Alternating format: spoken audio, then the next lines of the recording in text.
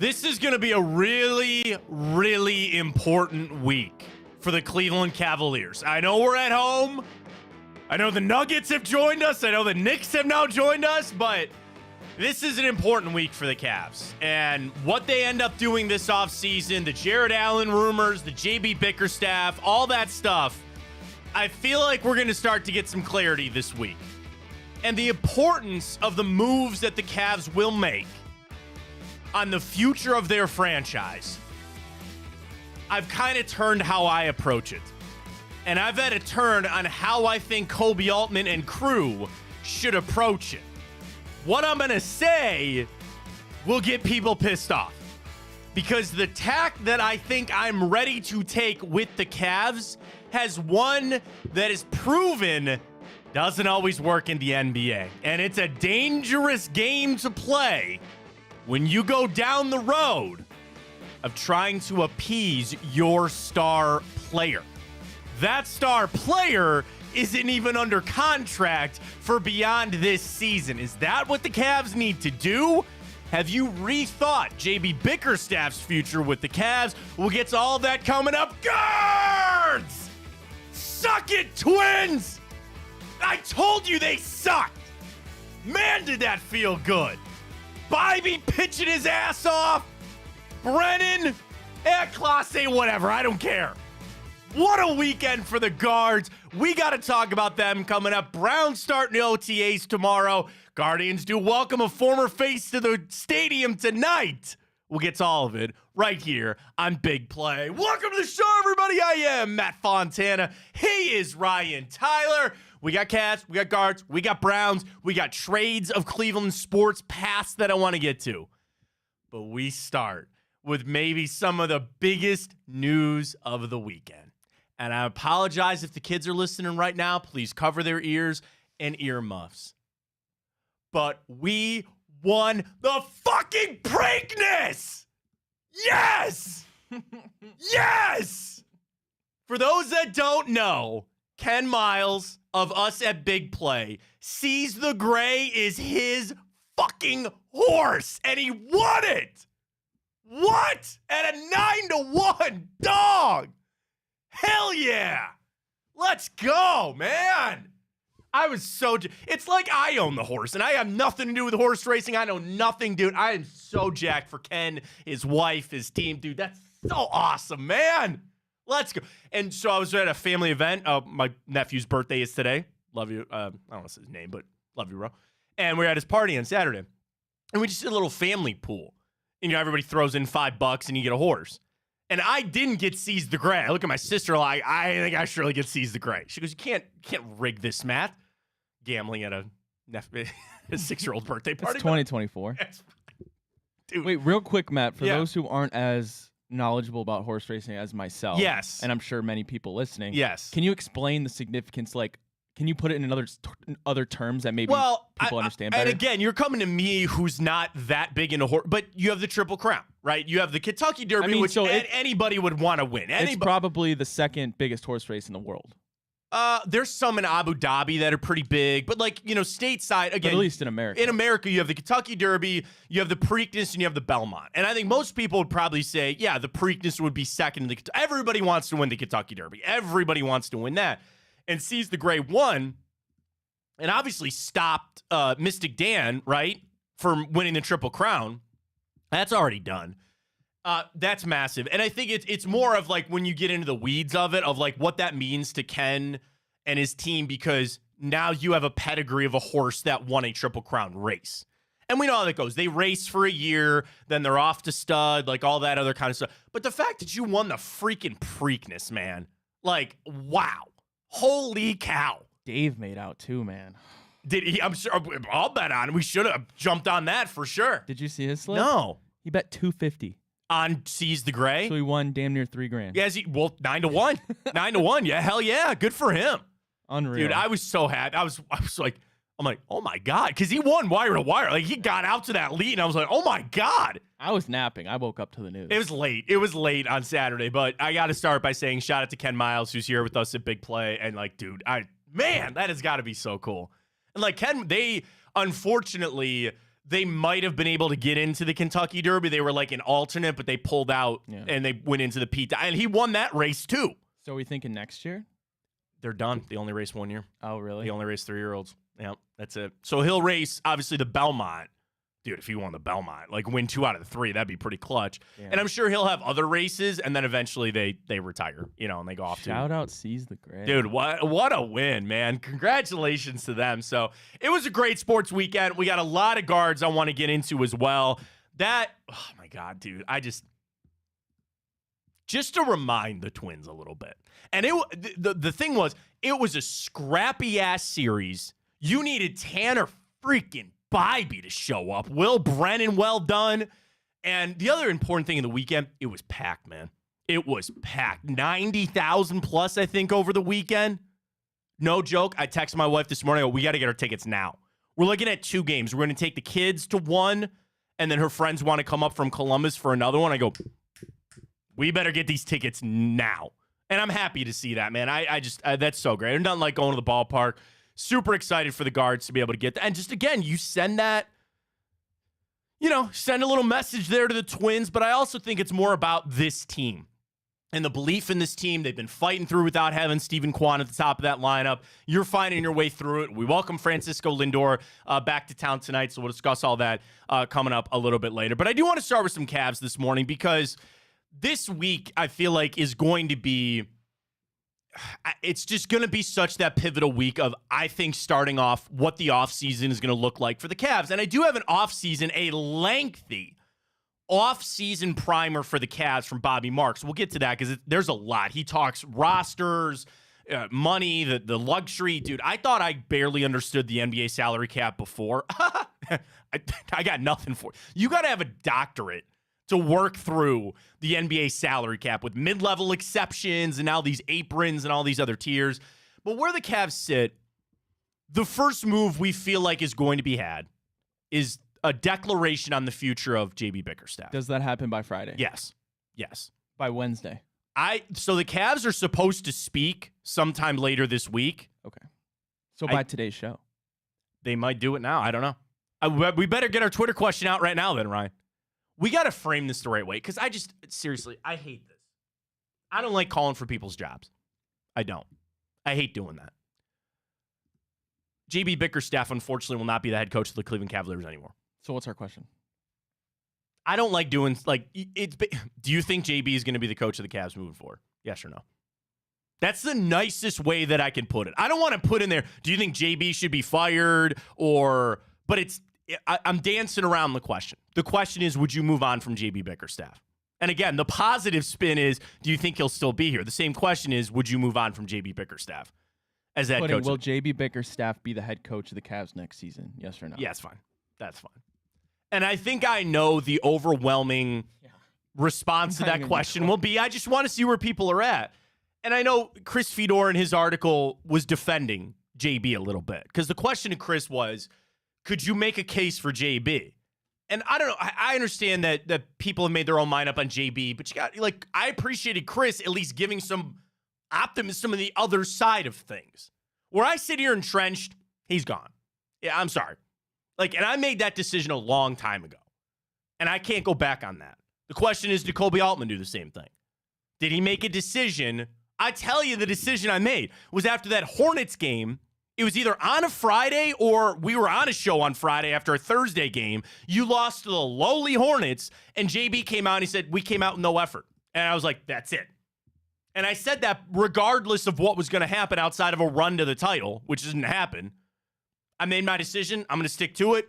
It's unfortunate. I like JB a lot. If you've watched this show, Ryan, please tell the people. I was a JB defender for a long time, man. I think it was before that Hornets game, because I know which one you're talking about. I think even before that, the real entry point to, wow, JB's really going to be probably gone was that 20-point blown lead to the Clippers. That too. I think that was before. Yeah. I think that was the first day people really started questioning it. Yeah, and the other side, which again, I want to see the other side, you would say he had to fight through all these injuries. He maybe did his best coaching job in that series against the Celtics. Didn't mean much. You still got gentlemen swept. But what are you going to do when you're missing Donovan Mitchell and Jared Allen? You want to get in that pass, that's fine. The danger that I start creeping into here, Ryan, is do you start operating, I'm going to do every move I can to keep Donovan Mitchell? Because that's the dangerous path that I started the show with.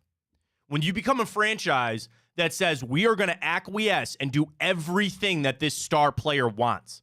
Now, we did that with LeBron, and it worked out. Donovan Mitchell is not LeBron.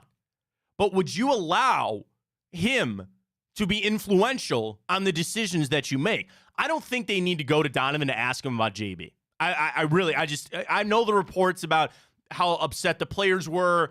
They weren't listening to JB, and that alone necessitates a move, right?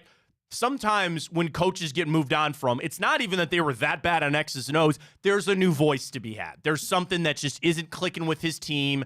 They're not listening anymore. They're tuning him out. They need a fresh voice. This move has to happen. That's unfortunate, but a lot of times you see coaches get fired for that exact reason. Their guys stop listening to them. I'd have to think maybe we're in that. But would you start down that path that is so dangerous to do everything you can to keep Donovan Mitchell here? I'm thinking about that more and more. As all this Jared Allen stuff is starting to swirl, all the trade rumors that are starting to come out, there's people questioning his toughness. I start wondering, what does it mean for Donovan? I'm now in that mode of every single thing that the Cavs do. I'm now looking at, what does that mean for Donovan Mitchell? What does that mean for Donovan's future and his likelihood or unlikelihood that he is going to resign here? Now, I say that to say this. Ryan, I just said last week, I don't feel like he's resigning here. So you'd be saying, have you changed your mind? Am I loon? Would you go crazy and do all of these things for a guy that you still feel like might leave? So have you changed your mind, or are you still steady on that? Here's where I'm at. I do think he's leaving, so that even requires the Cavs more to try to get him to stay. I go back to what I said last week. You don't have a star player, you are wasting your time. I see all the rest of these teams, and yeah, Jalen Brunson's a star. He's sitting at home today. Nikola Jokic is a star. Where's he right now? Out of the playoffs. But it only gets you in the door. You don't have that. You're still standing outside. You don't even have a shot. And what other star? Do you believe Evan Mobley can ascend to be that star? Because think about it. If Mitchell leaves, you are then putting all your eggs in the basket of Evan Mobley becoming a superstar.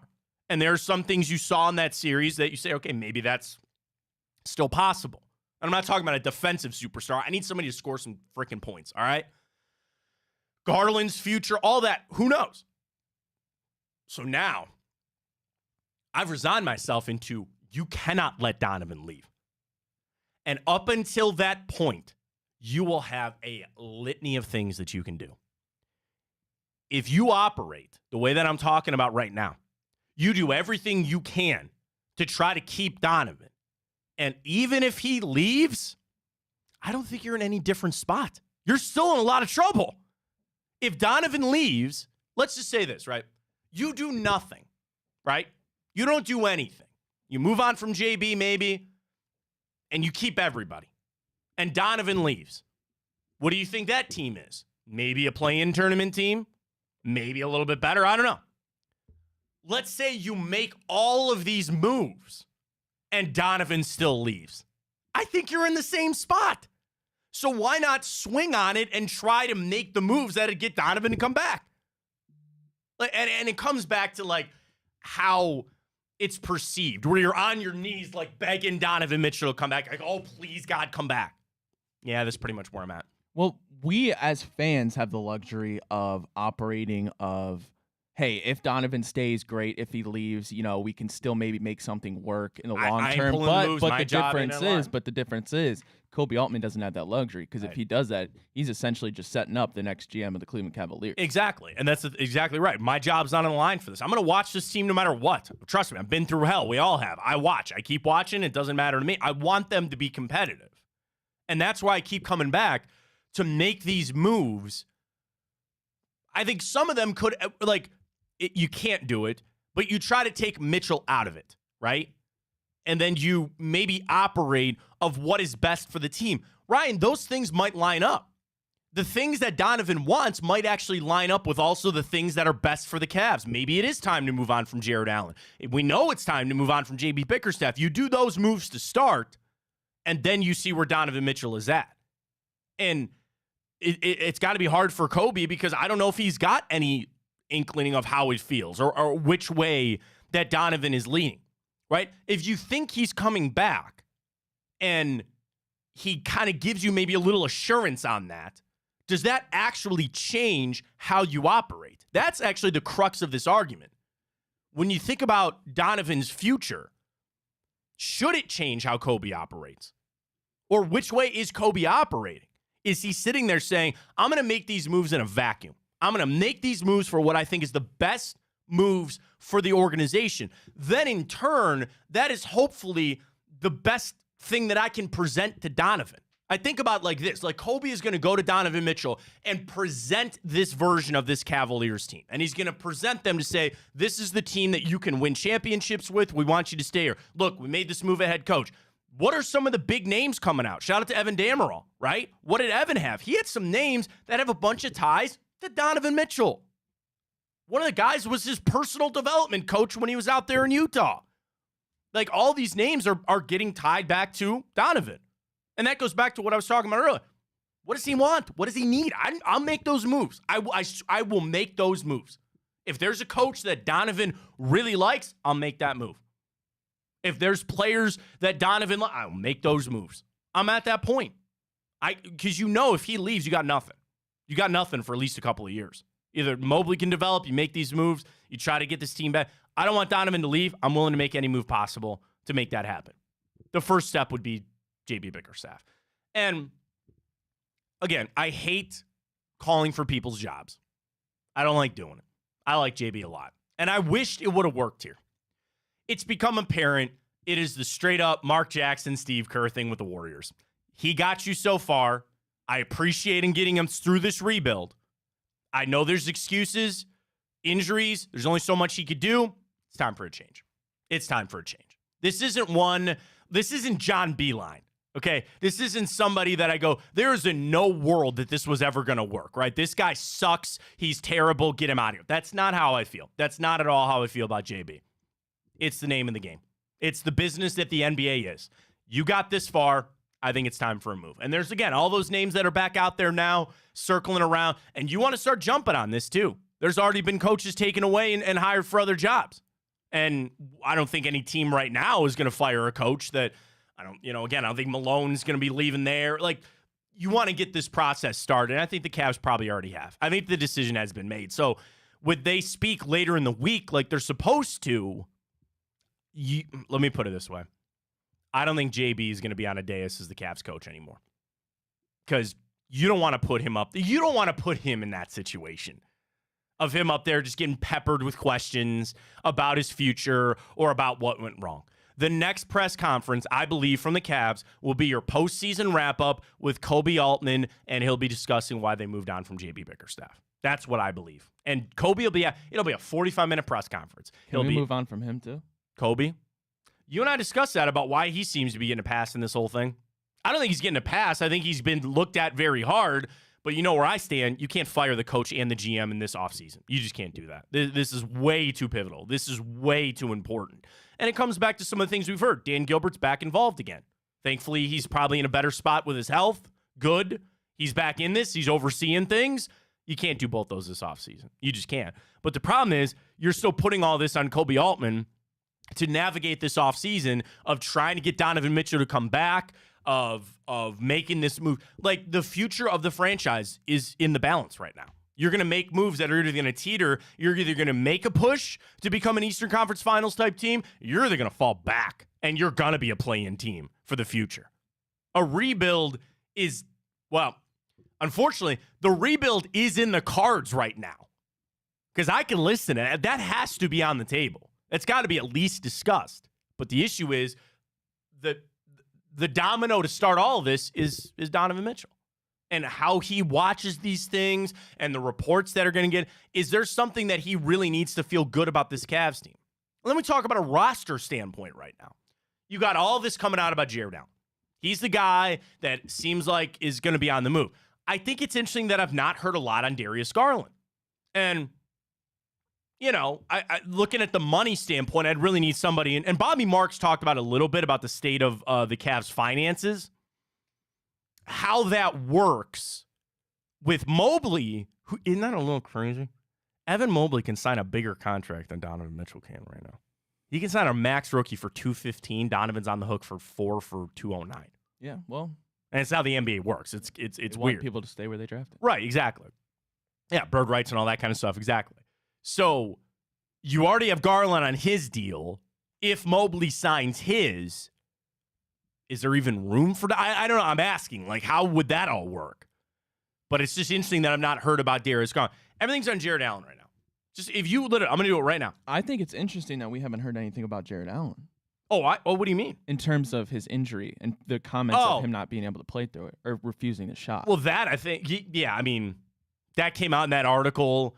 Now it's just all these this is from Mark Stein. There are numerous rival teams interested in Jared Allen. The interest has persisted despite whispers of frustration circulating in Cleveland around Allen's apparent reluctance to take the pain-killing injection and a rib injury that sidelined him. That was all from Mark Stein. Let me see if I can get you some teams here from Stein. Scrolling down. Cavaliers are optimistic they can extend Mitchell and speculated they'd also give Mobley the max extension. So obviously that must work, but not everybody could stay. Allen's been connected to the Pelicans, according to Yahoo Sports. But that's the only team they list. So Stein said there are numerous teams lining up. All right, but then you only list the Pelicans. Okay. I mean, that helps from the standpoint of at least driving the price up a little bit when you got multiple other teams. That seems to be the two moves on the forefront right now. JB coaching, Jared Allen. That seems to be it. And are we now at a place where Jared Allen's trade is all but for sure, right? Do you feel that, Ryan? Like we wake up this morning that Jared Allen's going to be moved. No questions? No question? I think 100% if Donovan stays. Well, yeah, from a money standpoint, you might have to. Take that out. I'm going to ask you to do it in a vacuum. Take out the Donovan thing. Factor all of it in. Factor in that Jared Allen is a double-double machine. Factor in you have Evan Mobley. Factor in the money. Factor in this injury rib thing. Would you move on? Take Donovan out of it. Would you move on from Jared Allen? Well, I think for one, his value will probably never be higher. Coming off that All-Star season 2 years ago, and then he played even better this year. Should have been an All-Star. Should have been an All-Star. But he wasn't. But whatever. So I think his value will never be higher. And then if you're Jared Allen, I mean, would he want to get the hell out of here, maybe? About getting traded for what, the last 4 years? Well, the other thing is... And then you go back to last year with the Knicks, his comments. Yeah, this toughness. And then I mean, now that's this still injury thing. thing. I mean, if I'm Jared Allen, I'm kind of pissed. Well, and I'm like, who's talking out their ass? You might also say, hey, we've tried this too big thing, and it doesn't work. We've tried, because it's the 2 guard and the 2 big thing. I would lean towards a 2 guard thing. And I know what Karl Anthony Towns and Rudy Gobert did, and the Nuggets coming out saying that was a team built to beat us. And sure, we'll go around the association coming up in a little bit. But I would say I've kind of seen what that looks like. I'm good. You know, like I'm ready to maybe try something else. If you're asking what would I'd rather see the future of Mitchell and Garland versus Mobley and Allen, well, very clearly I'm going Donovan Mitchell and Darius Garland. Then you also go back to, again, let me bring Donovan back into this conversation. Does he actually feel like a big is what he needs on a team or another shooter? When Darius Garland is right, there's no question.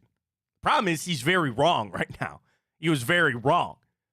And if Donovan has the confidence that Darius can return to form, it's very clear that they are friends, that they are very close, then you make that Jared Allen move. You make that right move. And then is the pressure on to try to make a move for this draft? Are you getting back a player? Are you going for Brandon Ingram? I don't know. Those are all the things on Kobe's plate for this offseason. 1A seems to be JB. 2A or 1B, whatever you want to put it, is very clearly Jared Allen. And I think those moves, I don't think JB sees the end of the week. I don't think you want to put him up there to do a postseason wrap-up, a moratorium of this offseason, an autopsy. And I think for even Kobe Allman, does he really want to sit up there and have to field all these questions and then not have an answer? You make the move, rip the Band-Aid, do it, and at least start your coaching search now. I think that's where the Cavs are at. Our question is up. I'm sure it's overwhelming, Ryan. Where are we at At Matt Fontana Show, JB Bickerstaff's future. 83% say no. Gone. 83 gone. I'm going to hit the retweet on that. 83 is where it's at. It's an important number for me. All right, some of the other things here with the NBA offseason. Bobby Marks did a write-up on every single offseason for all the teams eliminated. Now, I will tell you that this is heavy. There's a lot. So I'm going to paraphrase through this for essence of time here on the show. So number one, draft picks. You have the 20th overall pick coming up in the draft. So you're you saving that because that's Bronny. Sure. Free agents. Isaac Okoro is the only one of note as a restricted free agent. Damon Jones, Tristan Thompson, Isaiah Mobley, Imani Bates, and Pete Nance. Okay, so Okoro as a restricted, which they do have a mid-level, which again is so funny that all this stuff gets added. You get an under tax, like you know. That's what we used last year on Karras, correct? The mid-level, yeah, I think so. And then didn't they then re-sign him to a deal? Something. It's so crazy. So as long as you're under the tax threshold or one of them, you get a mid-level exception. And the Cavs will get that, and they could use that potentially on Isaac Okoro. So the state of the roster from Bobby Marks.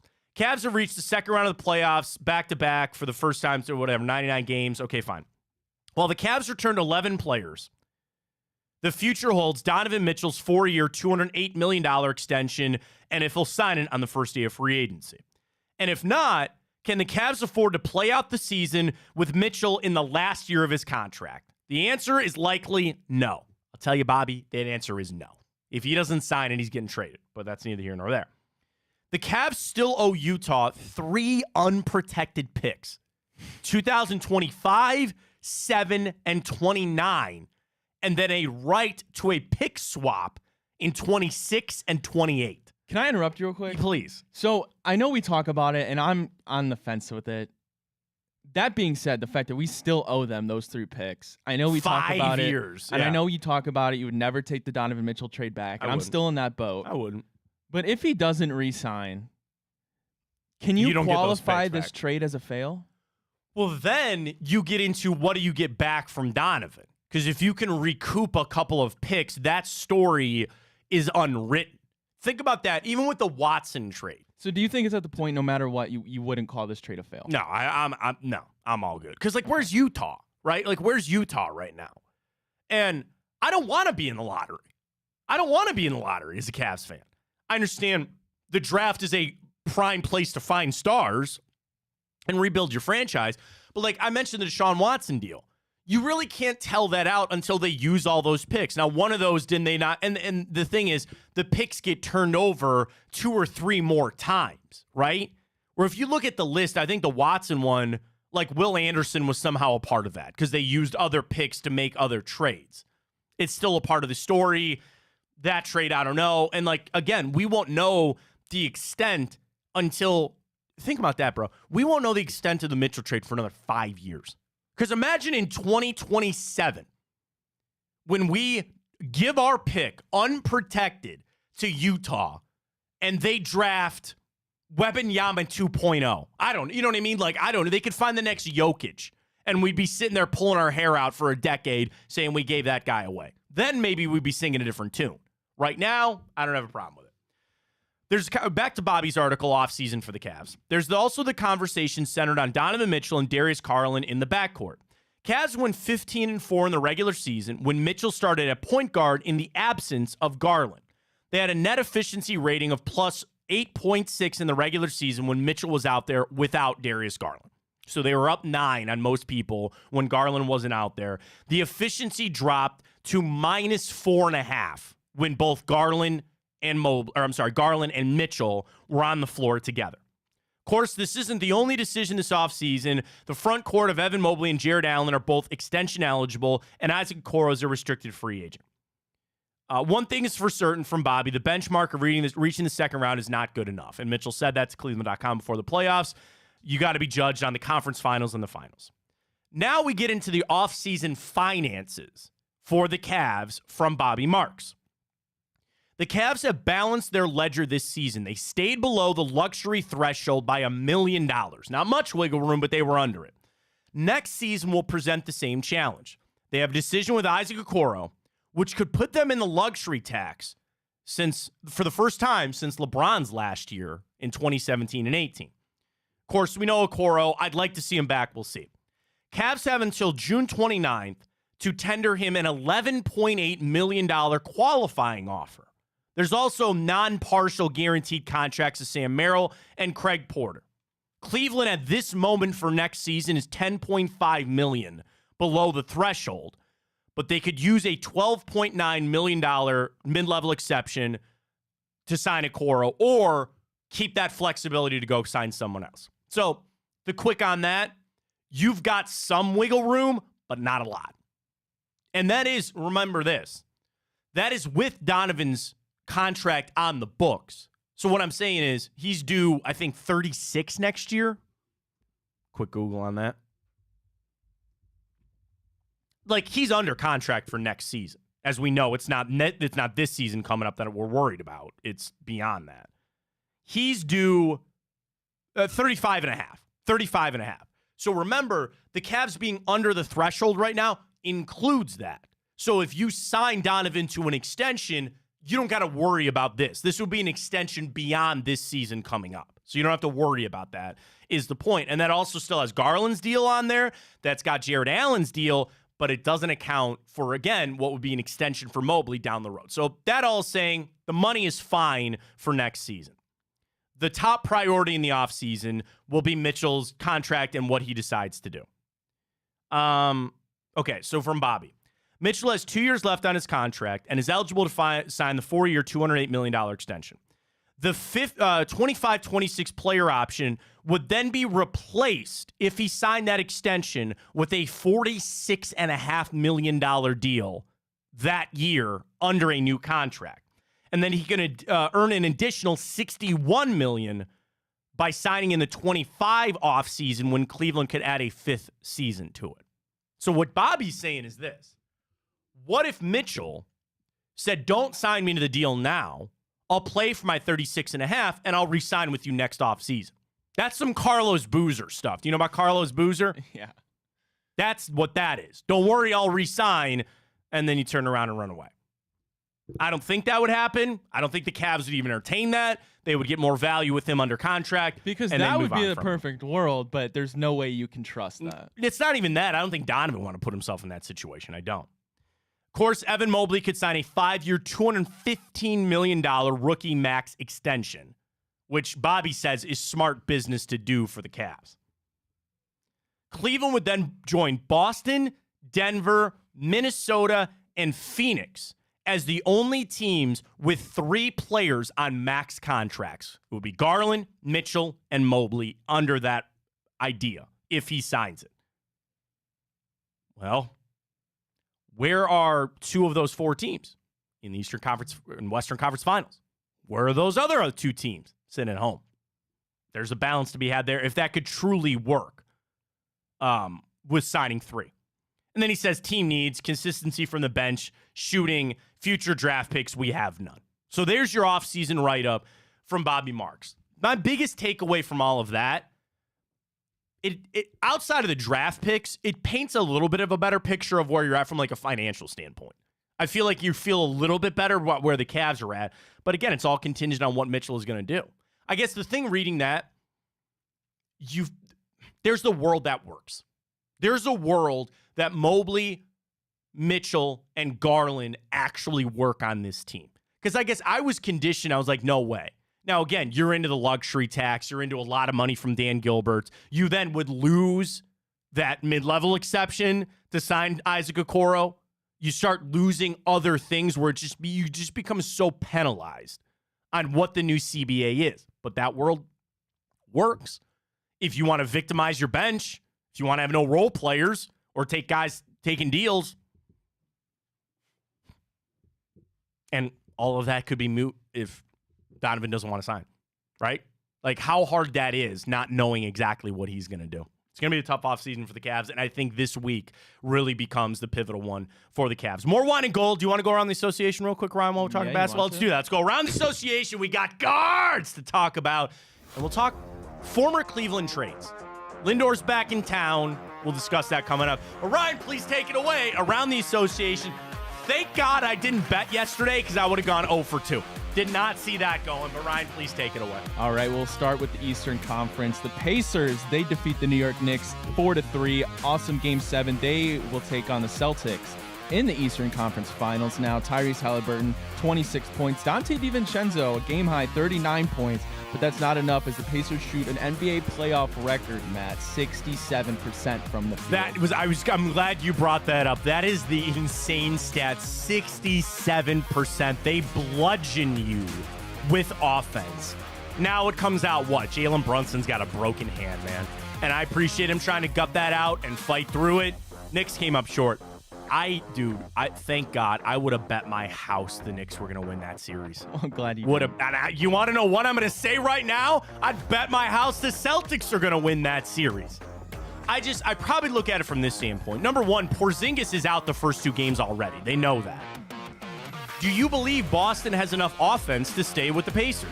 I think they match up well. Okay. With the wings. Right. And you would look at Jaylen Brown and Jason Tatum and say, we might need 30 from you each night, guys. And then you mix in your Peyton Pritchards, you mix in the ageless Al Horford over there. But you want to say, well, we'll play defense against the Pacers. You're not. You're not. And again, I know they were down Mitchell Robinson and OG Anunoby, who did play but was nursing injury and all that kind of stuff. You're going to have to score with them. And I believe Boston can. Now, I'm taking Boston in 6. I think the Pacers will win a couple in this. It's going to be a fun series to watch. I never in a million years would have thought the Pacers would be in the Eastern Conference Finals. Dude, Bucks aren't, Heat aren't, Knicks aren't, 76ers aren't. The Indiana Pacers are in the Eastern Conference Finals. First time in a decade for them. Still taking Boston, but I'm going to hope for a good series. I think it'll be a lot of fun. All right, well, the Timberwolves, Oh, my God, dude. What in the hell? They defeat the Denver Nuggets. They come back down 20 to win Game 7, 98-90, led by Karl-Anthony Towns, 23 points. Jamal Murray did have a game-high 35 points, but that wasn't enough as the Timberwolves are going to the Western Conference Finals for the first time in over 20 years. You got your 30 from Jamal Murray, who was electric in that first half. Jokic showed up. The issue is Aaron Gordon and Michael Porter Jr. played like ass, and they got beat. Minnesota, do you buy into what they were saying after the game, like that team was built to beat us? I don't know, man. I think they might be just built for a good team. And the thing is, what are the Cavs looking at? Well, they got Gobert and Karl-Anthony Towns. It makes it work with them. Cat also has a much better three-point shot. That is a fact. I think better than each one of our guys, to be honest with you. And I like Evan Mobley defensively. Rudy Gobert's 3-time Defensive Player of the Year. There's a different level there, too. But you had, even again, this was diverse scoring. This wasn't a 35-point output there by Anthony Edwards. You suffocated them. And there was a point that they were just like, if Michael Porter Jr. is going to beat us, fine. But he went 1 of 6 from beyond the arc and 3 of 12 from the floor. They weren't winning that game. I got to give my credit to the Timberwolves, man. That was impressive. That was very impressive. I think out of the 4 teams left, people really only predicted one. Celtics. I don't think nobody in the world had the Pacers. Maybe some people had the Mavs, but I don't think anybody really saw the Timberwolves going that far. Especially when the fact that they beat the Nuggets. The fact that they beat the Nuggets, dude, there was a lot of money. A lot of money. Now the question on them is, to go Matt, back to back. Who do you want to see get a ring? Want? My initial reaction was the Mavericks. I don't know why. I would like to see Luka, and then I wouldn't mind seeing Kyrie go get it. That's fine. And again, I certainly don't want the Celtics, and I minute. certainly don't want the Pacers. And I think the Timberwolves will have their time. Yeah. I want Luka and Kyrie to get a ring. That'd be fine. I'd be okay with that. And I don't mind Minnesota because I think the other thing about Minnesota or Indiana, it would give you hope as like a Cavs fan of like, oh, here's this mid-market team and you feel good about how they build it up. Would it bother you if the Celtics got a ring? It would bother me less than if the Pacers would. I guess I look at it, and this is probably not good for the NBA, even though I'll be watching it. It's going to be a lot of fun. I actually don't really care. Like, I'm down. to watch Tyrese Halliburton get a ring. Why? You don't like Tyrese Halliburton? No. I look at any of the 4 teams would be fine. Obviously, the Celtics are giant favorites, as they should be. But I'd probably say Dallas. But here's the thing. I don't know if I'm going to pick Dallas to win that series. Did you see Tyrese Halliburton's post-game outfit? I saw something about their press conference. Is funny. He had a sweatshirt on, and the graphic on it was Reggie Miller doing a choke to the Knicks fans. That takes some guts to put that in your locker and in your bag. Hopefully that It would have taken some real guts if he would have done it before. Well, That's when he I'll should've listen done to it. that. That's when he I'll should've listen done to it. that. That's when he should've That's done it. fine. Yeah, that takes some guts to walk into the arena with it.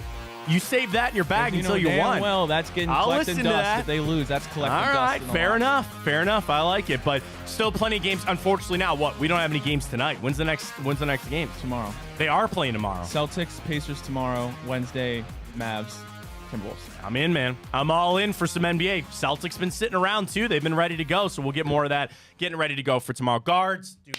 Yes. You send that message to the Twins. You keep finding your way without Quan. Tanner Bybee pitched like a man possessed yesterday. And frankly, they needed it.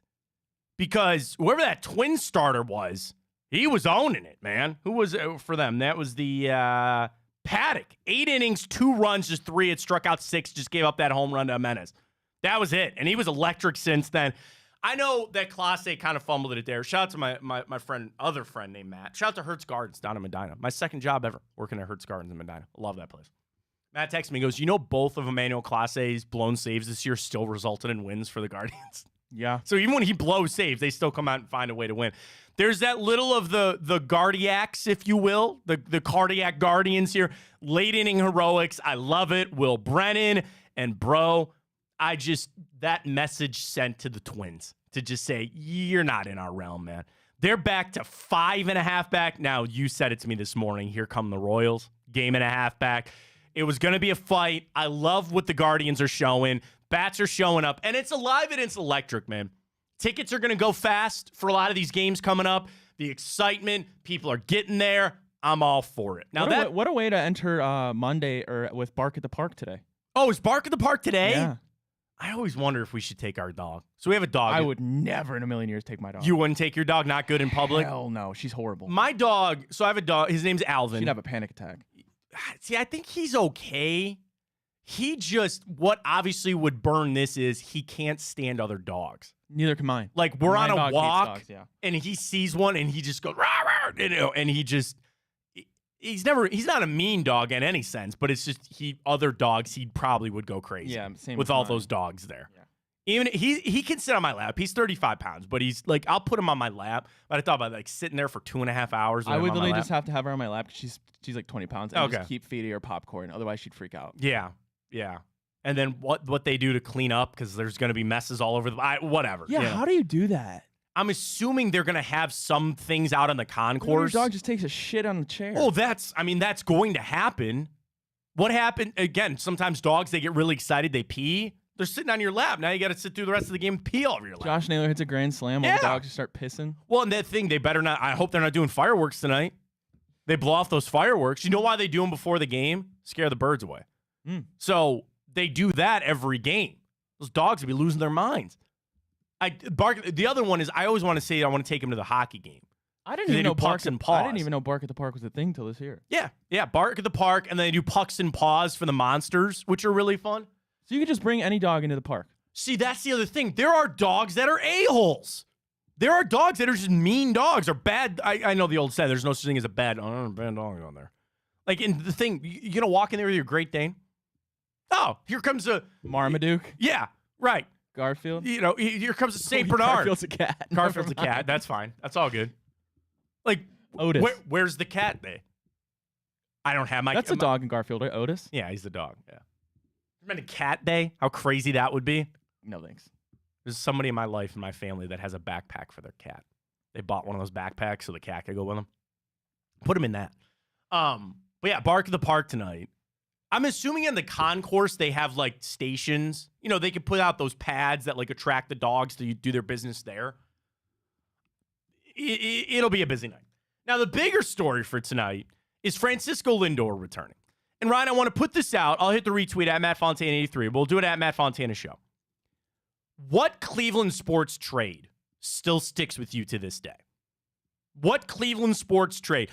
Probably more from like a negative standpoint, but is there a trade that either it was your favorite player, it was one that your team, and again, I'm talking guards, Indians, Cavs, Browns. Was there a trade that we just got fleeced on? A trade that you love? Is there a trade that sticks with you? to this day in Cleveland sports history. Because when we talk about Lindor, I don't think he's getting booed tonight. There's a vocal minority always on Twitter and social media about Francisco Lindor, or about anything. But in this, when it comes to Lindor, he wanted to leave. He did. I don't see the Mets over there as some powerhouse anymore. He got paid. And Ryan, I thought about this, and this isn't directed at you, but to the people out there. If there's somebody out there really, really bitching about the Lindor trade, can you name me one player we got back in that trade? Seriously, without Googling. Don't Google it. Can you even name me one player that you got back in that trade? Because if you can't, you're not allowed to talk. If you're going to sit there and complain about the Lindor deal and how much you hated it, do you even know who we got back for it? Because the answer is Andres Gimenez. That guy is signed up. That guy is a perennial all-star. And he is not Francisco Lindor. I'm not saying that he is.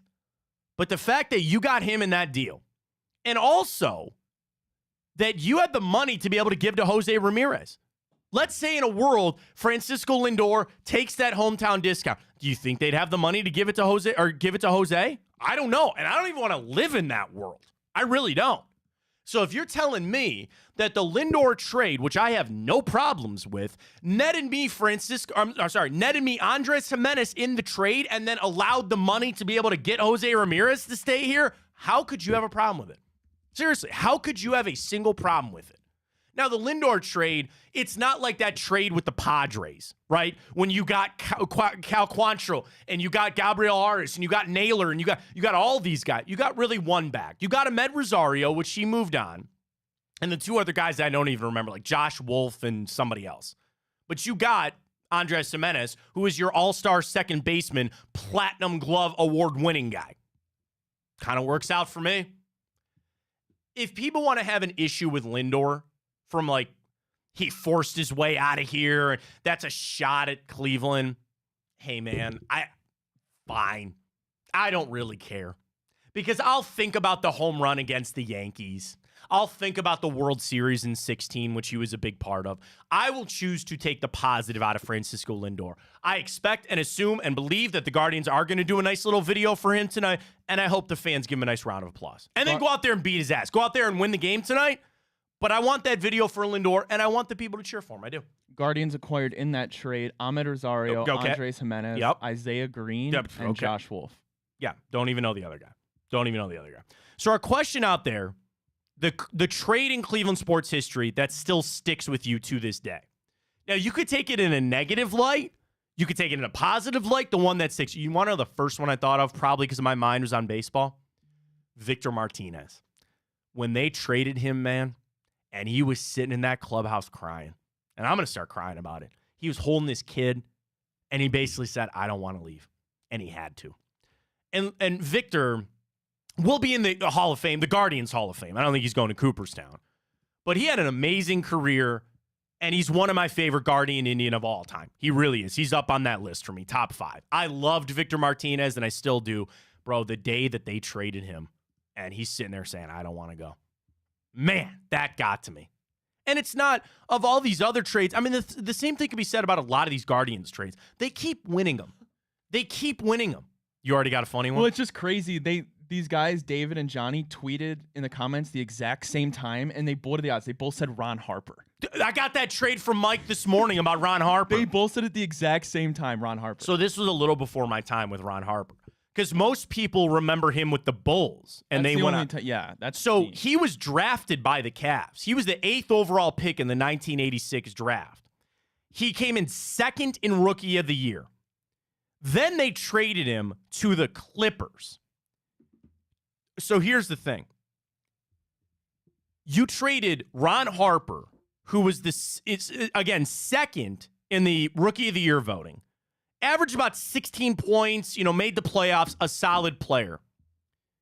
They traded him and 2 first-round picks for Danny Ferry and Reggie Williams. So I'm trying to think about, it's not Kyrie level, but it's probably the most apt comparison. Imagine trading a guy like that and 2 first-round picks, and you got 2 guys back that were just crap. Brian Shaw says, I'm assuming not that Brian Shaw. No, the weather guy, Brian Shaw. 1 inning of Kluber for Clase.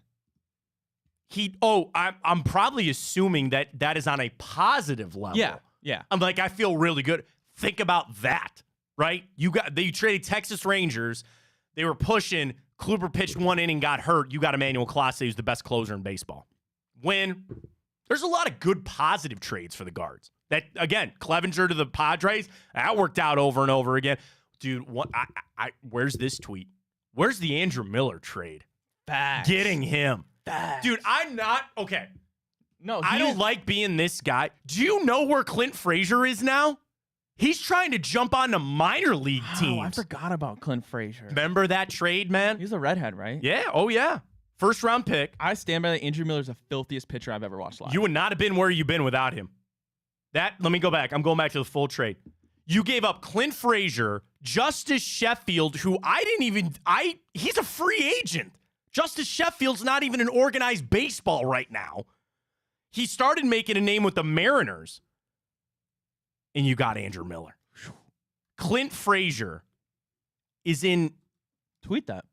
The Charleston Dirty Birds. Quote our tweet and say that.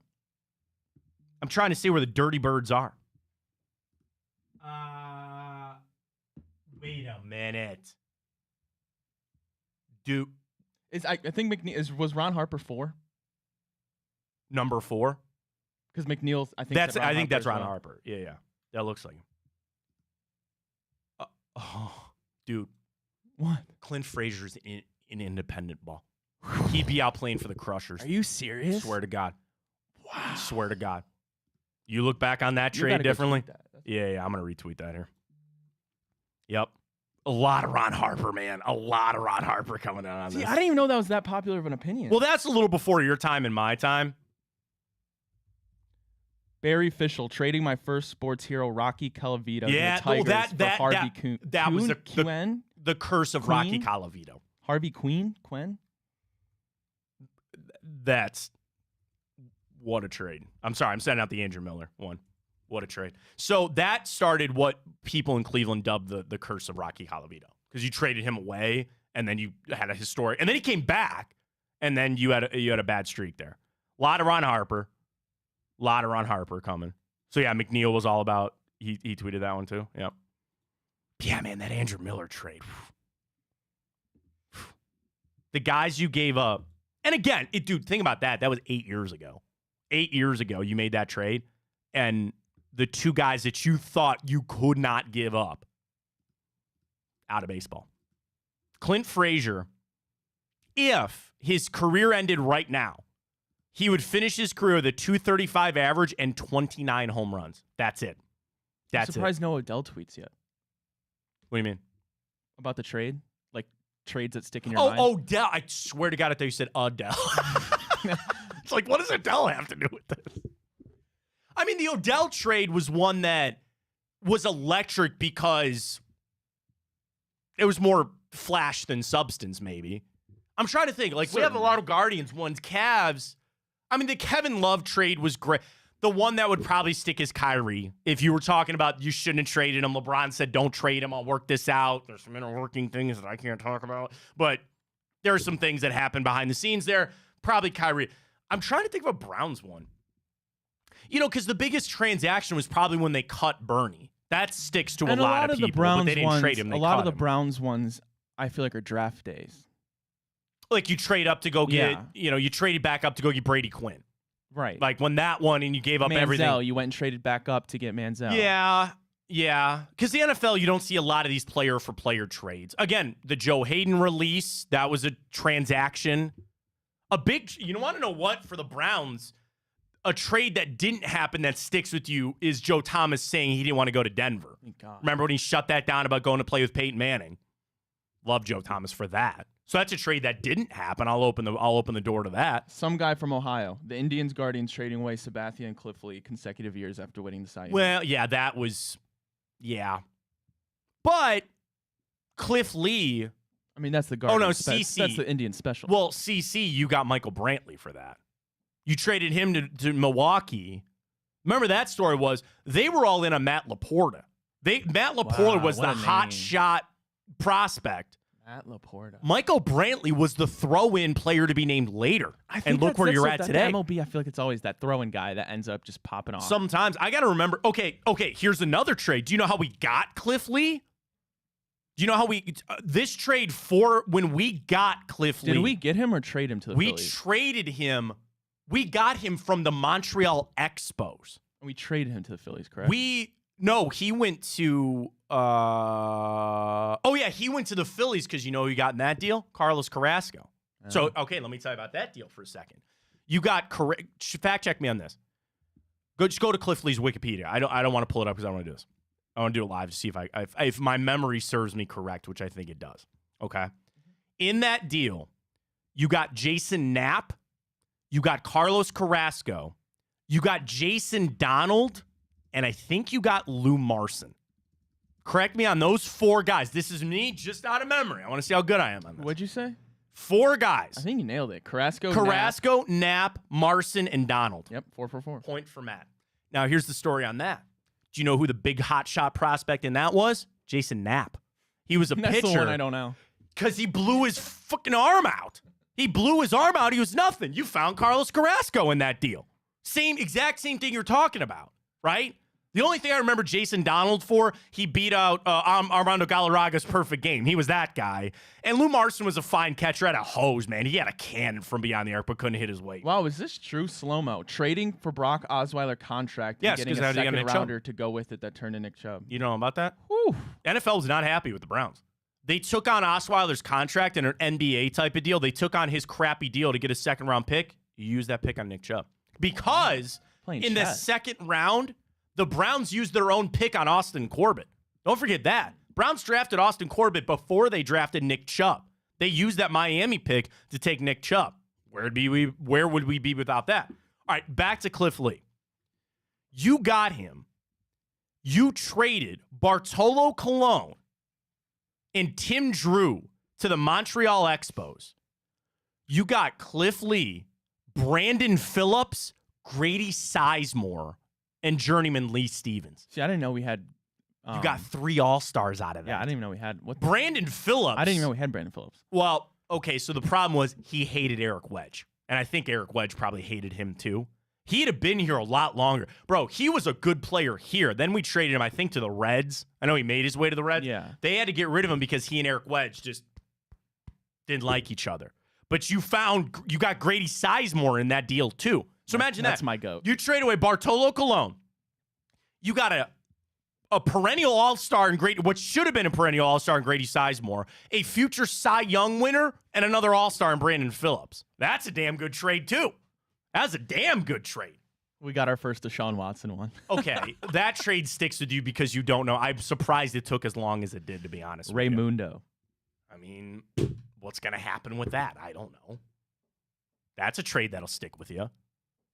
Because, again, you what the franchise is going to be or not, right? I'm surprised we don't have more love for the Nailers, right? How you got Josh Naylor. That was that Padres trade. That was Clevenger. They aced those trades, man. You got rid of Trevor Bauer. The other thing is that, remember when we got Trevor Bauer, you got Drew Stubbs now. I was a big Drew Stubbs fan.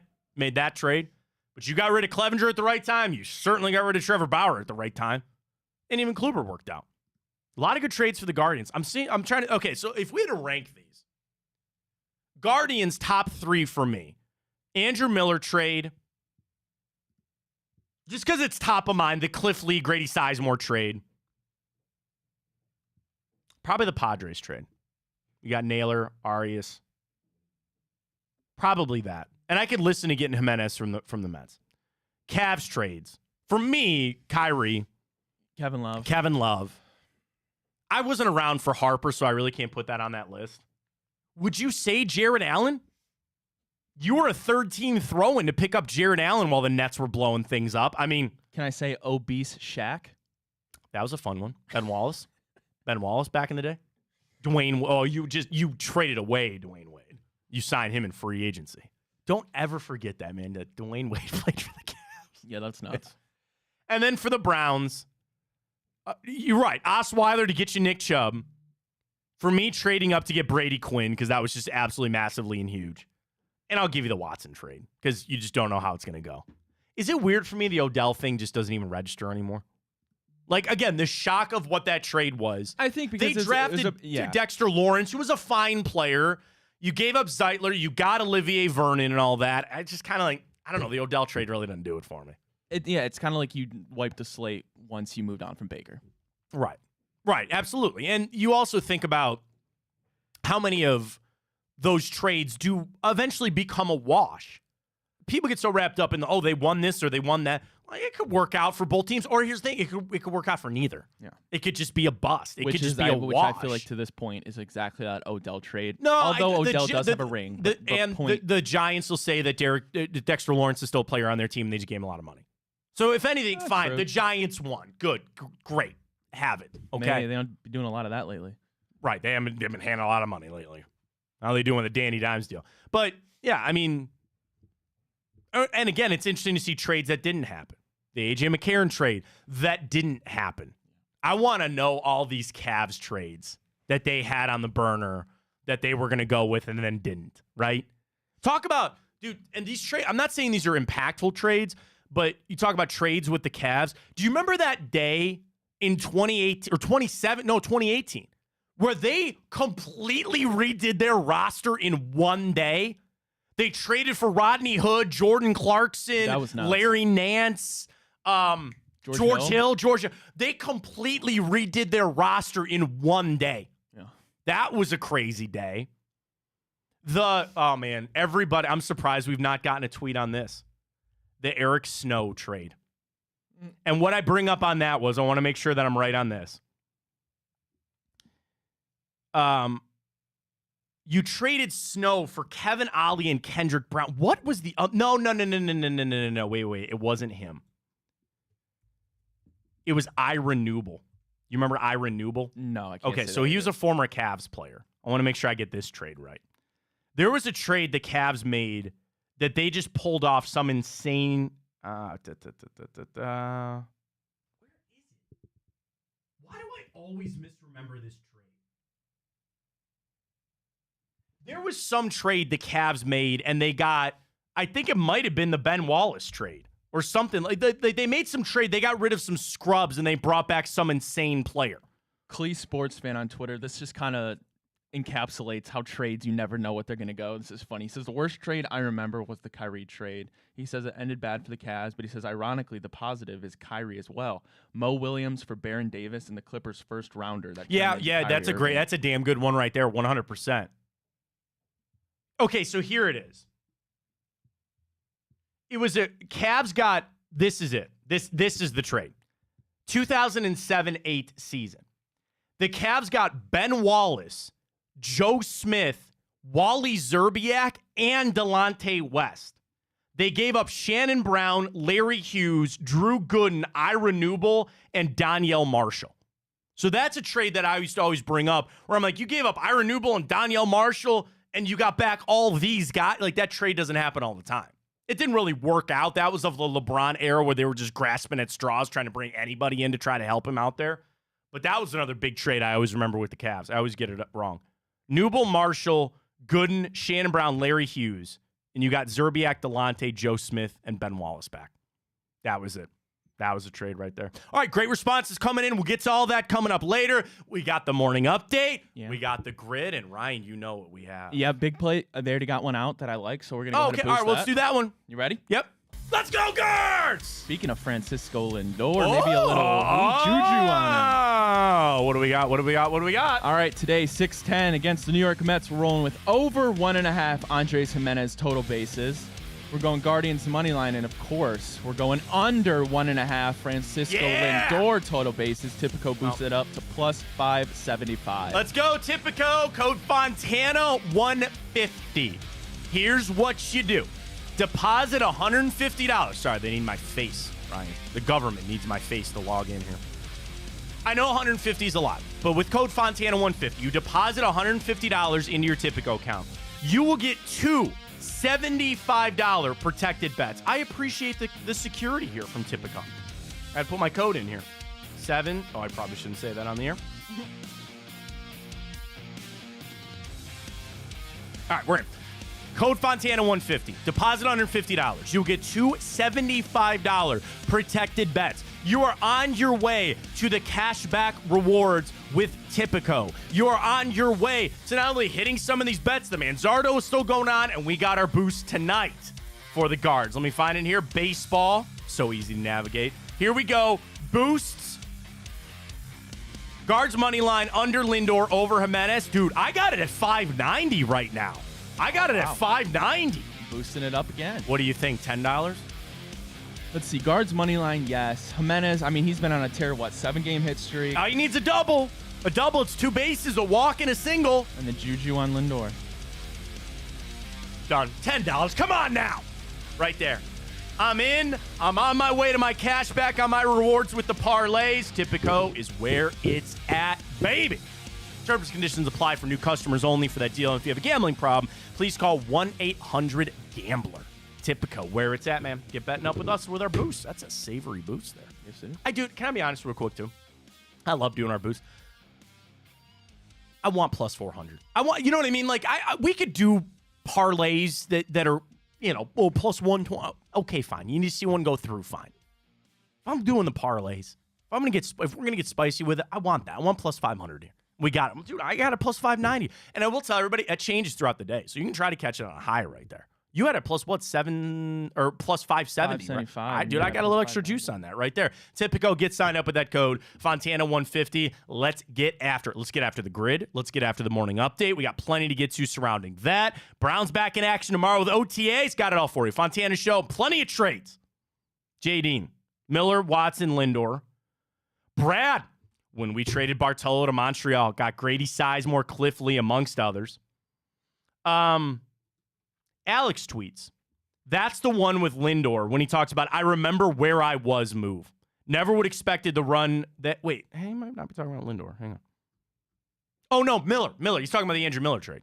He's talking about, I remember where I was, never would have expected Andrew Miller to go on that run that he did. He was straight filth. He was Pigpen from Peanuts filth. Bro. He was so good in that playoffs. And so was Cody Allen.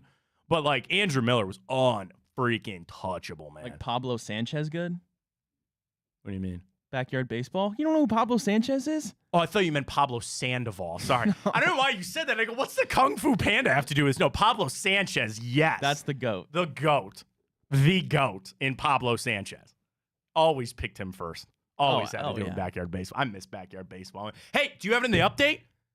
We saw a little NCAA football. Get to that. We'll do it. Catch our break. Come back. Plenty come with us. Fontana Show right here on Big Play. Stay with us, please. Well, how do they know I'm doing this? Did somebody leak this out? It's social media. Oh. It's just, that's the way social media works now. I thought maybe you were just running that yap.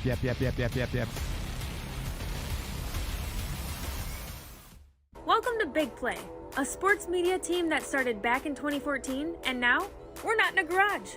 Look at us, incorporating some of Cleveland's favorite sports personalities, bringing you fun and compelling content from downtown Cleveland. Coming to you live from the shores of Lake Erie and Burke Lakefront Airport, join Team Big Play for all the best sports talk in Ohio. Check us out on social media at Big Play, bringing you fun and compelling content from downtown Cleveland. Anthony Schlegel, just how physical he was. And you saw the girth and the power and everything he was bringing to the table, especially when he was a nice beefy 255 playing middle linebacker. We were called soft last year. You don't want to be soft, especially when you come to the playoffs. So that's going to be a process throughout this season of establishing us as a harder team here in the How does an Ohioan build the perfect parlay? Who's got something? Big guys looking for long odds. The kids in Columbus are covering better than anyone, and at even odds. If it's even, I'm leaving. Listen, our championship DVD starts today, all right? Dude, I just got an invite to a Cincy playoff watch party. Shut up. Cincy, State, Cleveland, the perfect parlay. I'm a genius. For the best odds on Ohio sports, bet with your cojones. It is Spanish, dummy. Bet with Typical Sportsbook.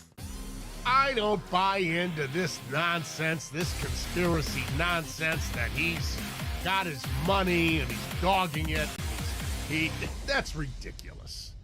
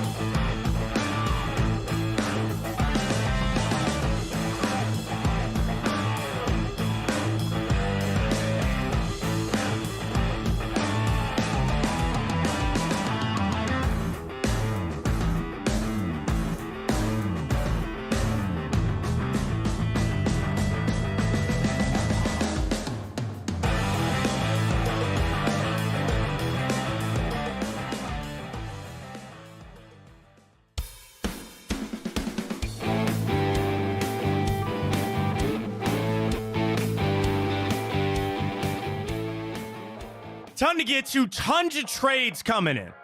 Kind of just off of Lindor's back in town tonight. Give us the one trade that sticks with you, good or bad. I would say a lot of these are positives, but a lot of them are positives, so get that going. At Matt Fontana Show, welcome back. First off, give us a follow if you can. We're on Twitter, X, at Matt Fontana Show, Instagram, Matt Fontana Show. We also stream live every morning on YouTube and Twitch, at Matt Fontana Show. We're across the board, across the social media, I don't know, wherever you get us. Appreciate you joining us every single morning here. Ryan, we got the morning update, a lot to get to. Please get to it. All right, well, we'll start with the negative first. Get that out of the way. That is, of course, the Cavaliers' season is over. It's been about a week now. And the news we're waiting for is, of course, Donovan Mitchell, whether or not he will sign an extension or not. But that probably won't come for a while. Expected move, maybe JB Bickerstaff. We part ways with Matt, but it's going to be relatively quiet for a little bit until we figure out what's going on with Donovan Mitchell. Yeah, and the thing is, you have to make these moves for Kobe Altman. I think you probably make them in a vacuum. Here's the one thing. You're going to move on from JB regardless, right? Like, sorry. It sucks. I don't like it. I don't know what our poll question is this morning, Ryan. It was overwhelming 80% earlier. I'd imagine it's probably the same.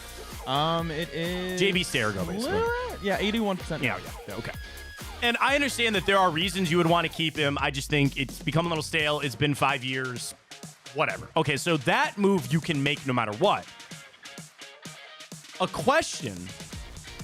Ryan, do you think that Donovan Mitchell's future should impact your decision on Jarrett Allen?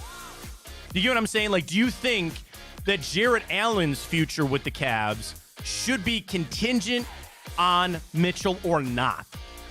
Like, he stays, can you make it work? He goes, could you make it work? Like, I'm actually starting to feel like that move has already also been made. And I'm not trying to read too much in the injury thing. I'm not trying to read too much into anything else. I think Jarrett Allen's gone. I do.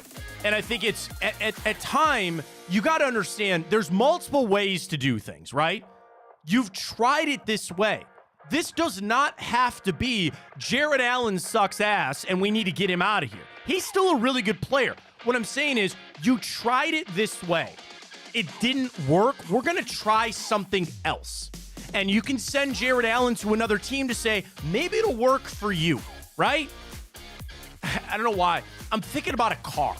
Like sometimes when people buy classic cars and they think, this is going to be my car, man. And you drive it for a couple of months and you go, I'm sick of this car. I don't like this car anymore. And you find somebody else that goes, well, I love that car. Well, why don't you go ahead? It's your car. Now you give it a try because I just got sick of it. It didn't work for me. And you make the move. I think the same thing with Jarrett Allen. You tried it, didn't work. Let's send it to somebody else so they can give it a try. And here we are. That's it. You should be able to get a first-round pick for Jarrett Allen. I don't see any reason why not. Or if you want to go after a player.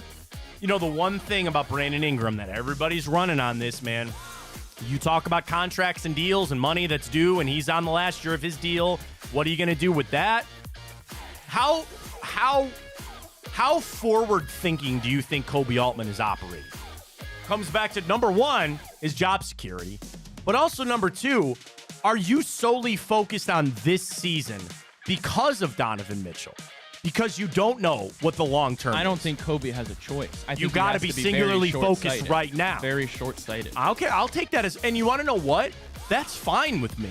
Because why not go all in right now, see what you got, and then cross that bridge when you come to it. And that's not how GMs can normally operate. But if you go all in right now, once the dust settles, who knows where you'll be.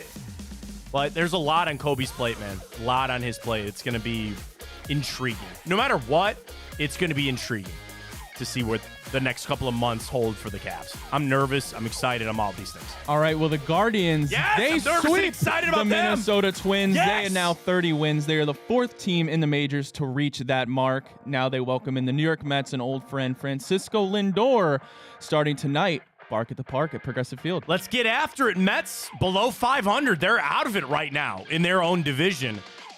The question is, do you think Lindor comes back and little tug at the heart, just like maybe he misses? I'm not saying he's not coming. He's never coming back.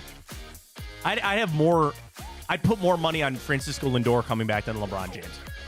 There you go on that. LeBron's not leaving LA. That's not happening. No.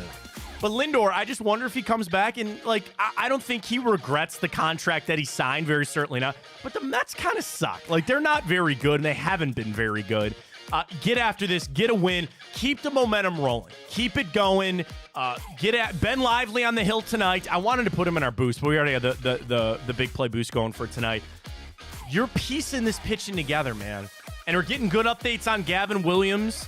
I know there's people pushing for some of the prospects in the outfield to come up. I think you're finding your way. You're finding your way with some of these guys. You need Jimenez to keep hitting, Naylor to keep going, Ramirez. Those guys are hitting, you'll be doing just fine. So I don't want this to be a close game tonight. And there's no venom for me for Francisco Lindor. None. Dude, I try not to call him Frankie because he doesn't like that. That's fine. I got no venom for Francisco Lindor. I wish him nothing but the best. Except for tonight, I hope he goes 0 for 5. I really do. There you go. Yeah. All right, well, the PGA Championship at Valhalla has officially wrapped Drama, up. Just buddy. one arrest for this weekend at Valhalla. Xander Schauffele gets his first major victory. He finishes 21 under. Rounding out the top 5 is Bryson DeChambeau, Victor Hovland, Thomas Detry, and Colin Morikawa. Scotty Scheffler goes 13 under after his arrest. And Rory McIlroy, 12 under as well. It was dude, you're talking about you need a birdie on 18 to win your first major championship on a 6-foot little tester there.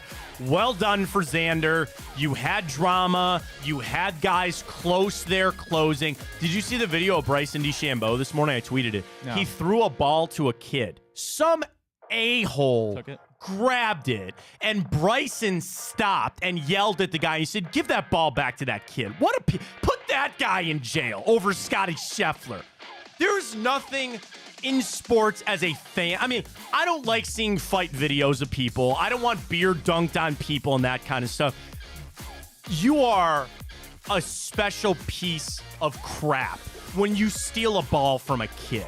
Now, if I'm at the ball game with my kid, I'm sorry, that my son is getting the ball. But if I'm at the game with my wife, am I weird for this? When I go sit down, just my wife and I at a game, I'll look around to see if there's kids. And if there's kids in my section, Ryan, I'm going to go give them the ball. That ball is a baseball. To that kid, it means everything. And I got to tell you, those videos of people doing that, those are some of the best videos you can find in sports, especially the one with the younger kid. He gets it and he walks up and he finds the other. I love that crap. That's so good.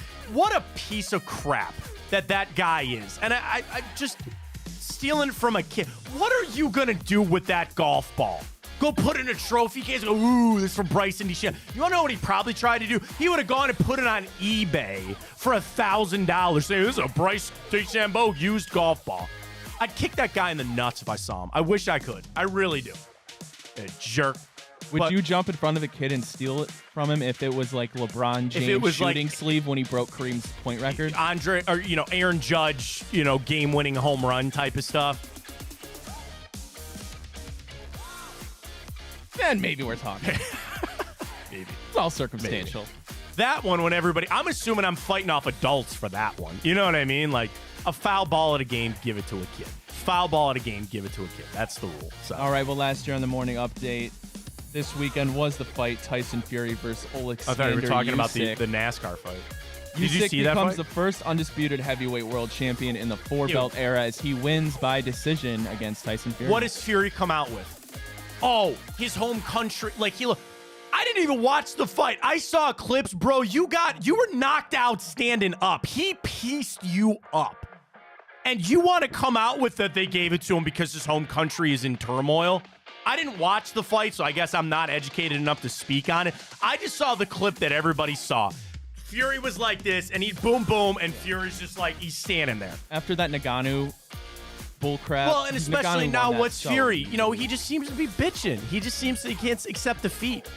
Everybody still wants Anthony Joshua now because now Joshua and Fury have both lost to Usyk, right?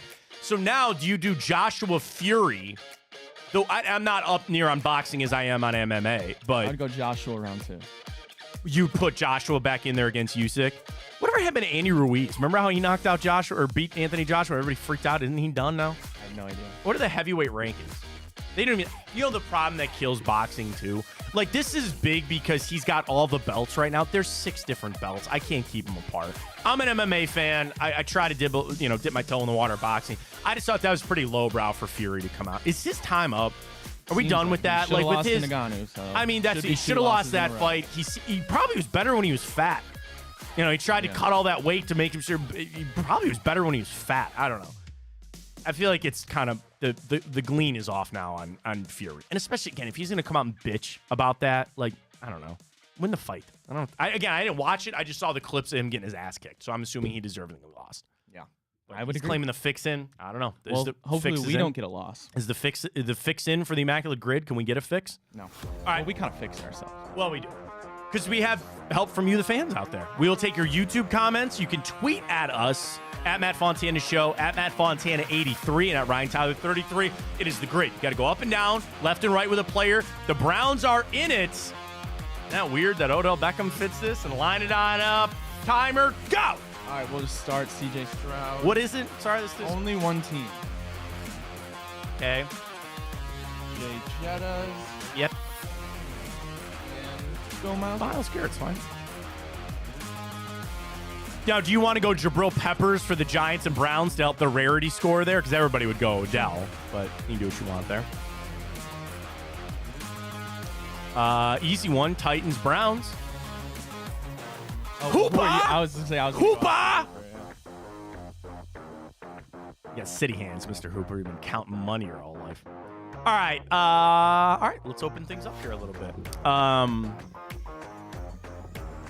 Kevin Byard went to the Eagles.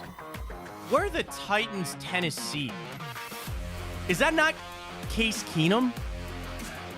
There's something. Case Keenum played for the Texans. I know that, but there's something about the Texans Titans that is like gnawing at me. Well, is it Andre Johnson? I was gonna do Robert Woods. Okay, that's fine. Let's clear that out. Wait. What's our other team? Does he work for the other team? No. Okay. Robert Woods is fine. Does Andre Johnson work there? I don't remember him in New York. I remember beating the hell out of Cortland Finnegan. Maybe that's what I'm thinking of. No, he went to the Titans too. That was the one that was. Well, we got it. That's fine. That's all good. But Andre Johnson was kind of sitting there with me. He works for New York? No. He works for Titans. Yeah. Titans in Texas. I'm just saying, like when I first saw it, there was one that hit me, and it was Andre Johnson. Giants Texans. It's weird that Brandon Cooks, I don't think, works there. Or does he? Did Mike Glennon play for the Texans? I want to say yes, but I don't know for Tyrod sure. Taylor? Tyrod Taylor, I know that. Yeah. Go the Giants. Yeah. Oh, yeah, good call. Tyrod works 100% there. All right. We're off to a little. All right, good start here. I feel like, again, something I'm feeling with the Titans and the Vikings that should be slapping us over the head right now. Not Randy Moss. Did Percy Harvin play for the Titans again? I don't think so. Did Randy Moss play? He did. It was Randy Moss. It is Randy. Yeah, it is Randy Moss. 100% Randy Moss. He did. That's right. Because did he get traded there mid? I think he did. Randy. How does Randy Moss not have a picture on this? What do you mean? It's Randy Moss. But Jabril Peppers does. All right. Do you want to try to include the fans on this last one, or do you want to try to get it out ourselves? Usually we go to the fans for help when we need it. Let's just see if we got any comments here. I don't see any. All right, that's okay. We'll finish this out ourselves here. Oh, Mike tweets, Ryan Fitzpatrick works very much for the Titans and the Texans. Well done, Mike. Thank you. That is 100% correct. A lot of options for that one, which was great to see. Love it. All right, last one here. Did Xavier Rhodes play for the Giants? I don't. No, I like where your head's going, but no. Anthony Barr? Not the Giants, I don't think. Why does James Bradbury come to mind for this for some reason?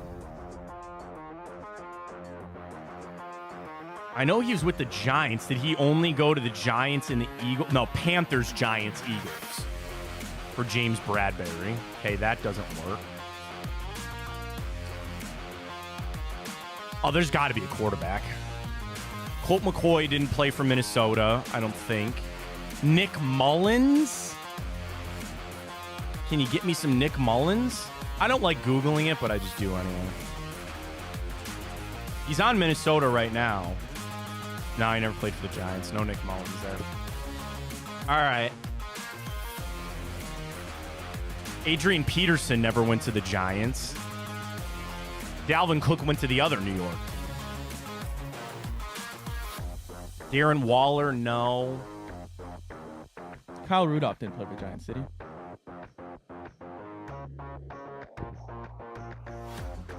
Well done. He did? Well, fuck. I thought so. Well done, Ryan. And that is how you kick off the week. There we go. There it is, baby. That's how we start. Is there any you wanna Immaculate see? grid. Nah, I thought that was pretty good, right? I thought that was pretty solid for us today on the Immaculate Grid. I think we had multiples on a couple of those. All right. Angelo said Kyle Rudolph, too. All right, nice job, Angelo. Thank you. Thank you very much. Appreciate that, man. Thank you. Yes. All right. All right. Well done. That's how you start up. There it is. How it goes.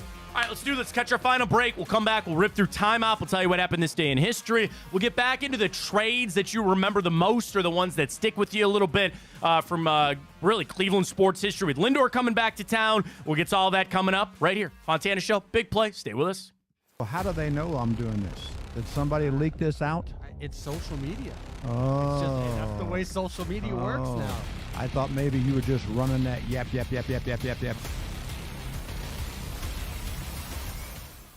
Welcome to Big Play, a sports media team that started back in 2014, and now we're not in a garage. Look at us, incorporating some of Cleveland's favorite sports personalities, bringing you fun and compelling content from downtown Cleveland. Coming to you live from the shores of Lake Erie and Burke Lakefront Airport, join Team Big Play for all the best sports talk in Ohio. Check us out on social media at Big Play, bringing you fun and compelling content from downtown Cleveland. Anthony Schlegel, just how physical he was.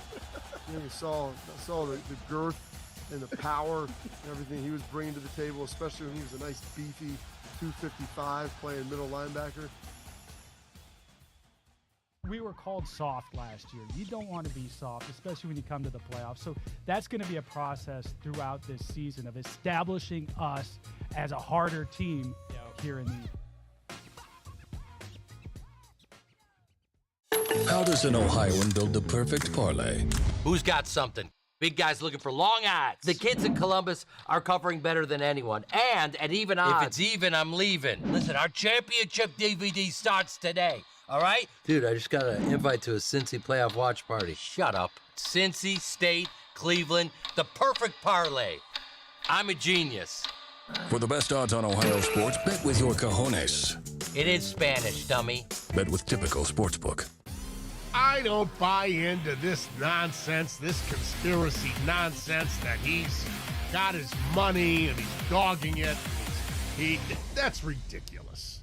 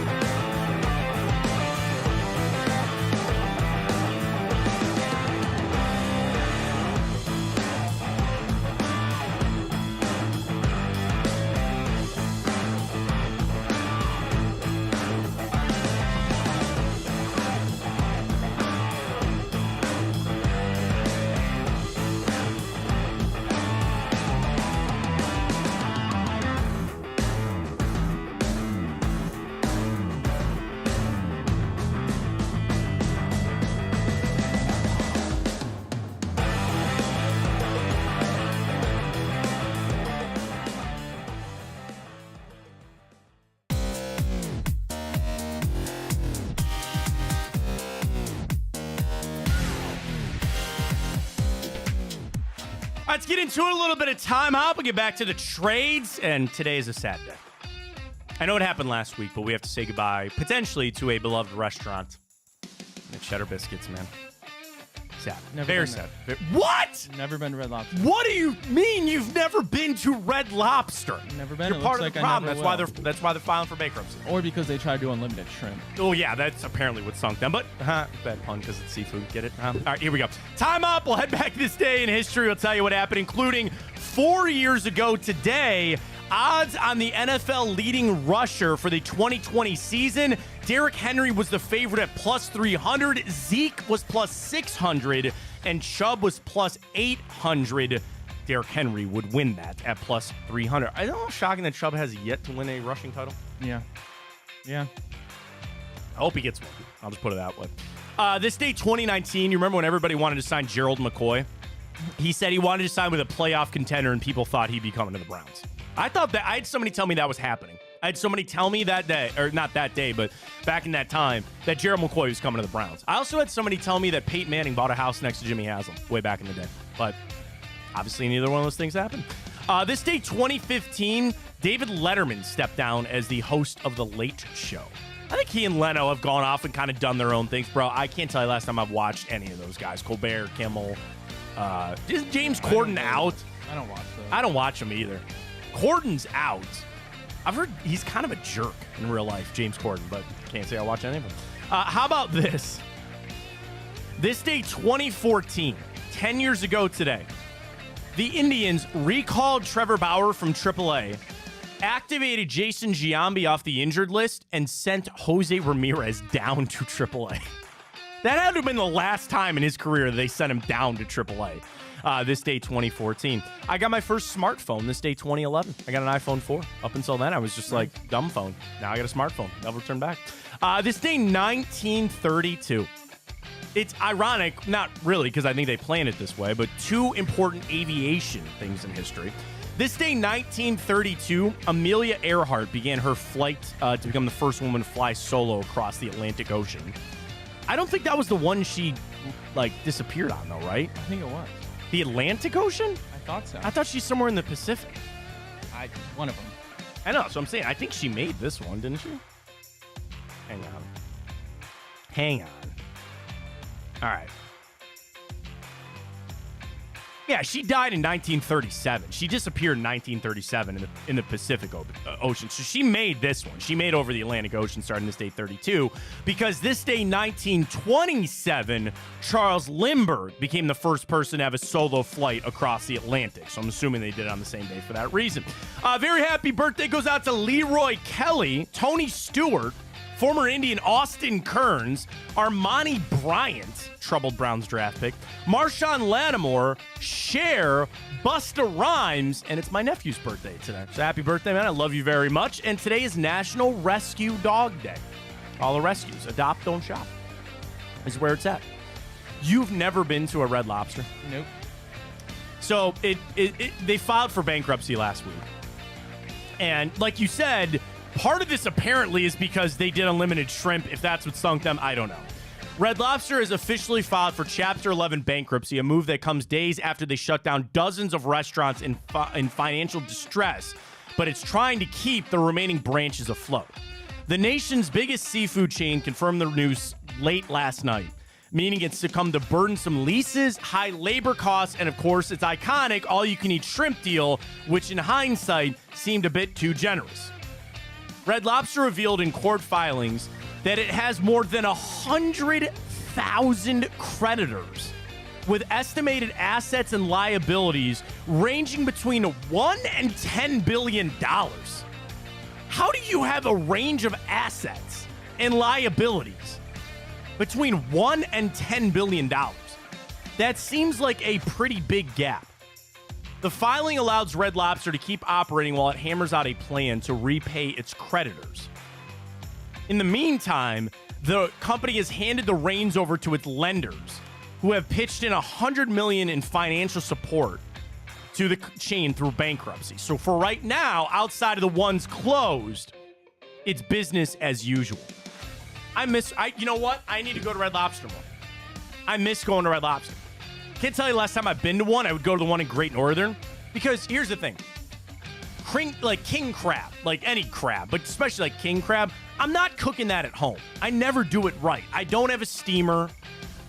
It never comes out as good. Like, there are some foods that are just never as good when you make it at home. I think pizza falls under that. Sushi certainly falls under that. We tried making at-home sushi. Never as good. And also, you can kill the music for this is getting distracting to me. Oh, okay. Because we're done.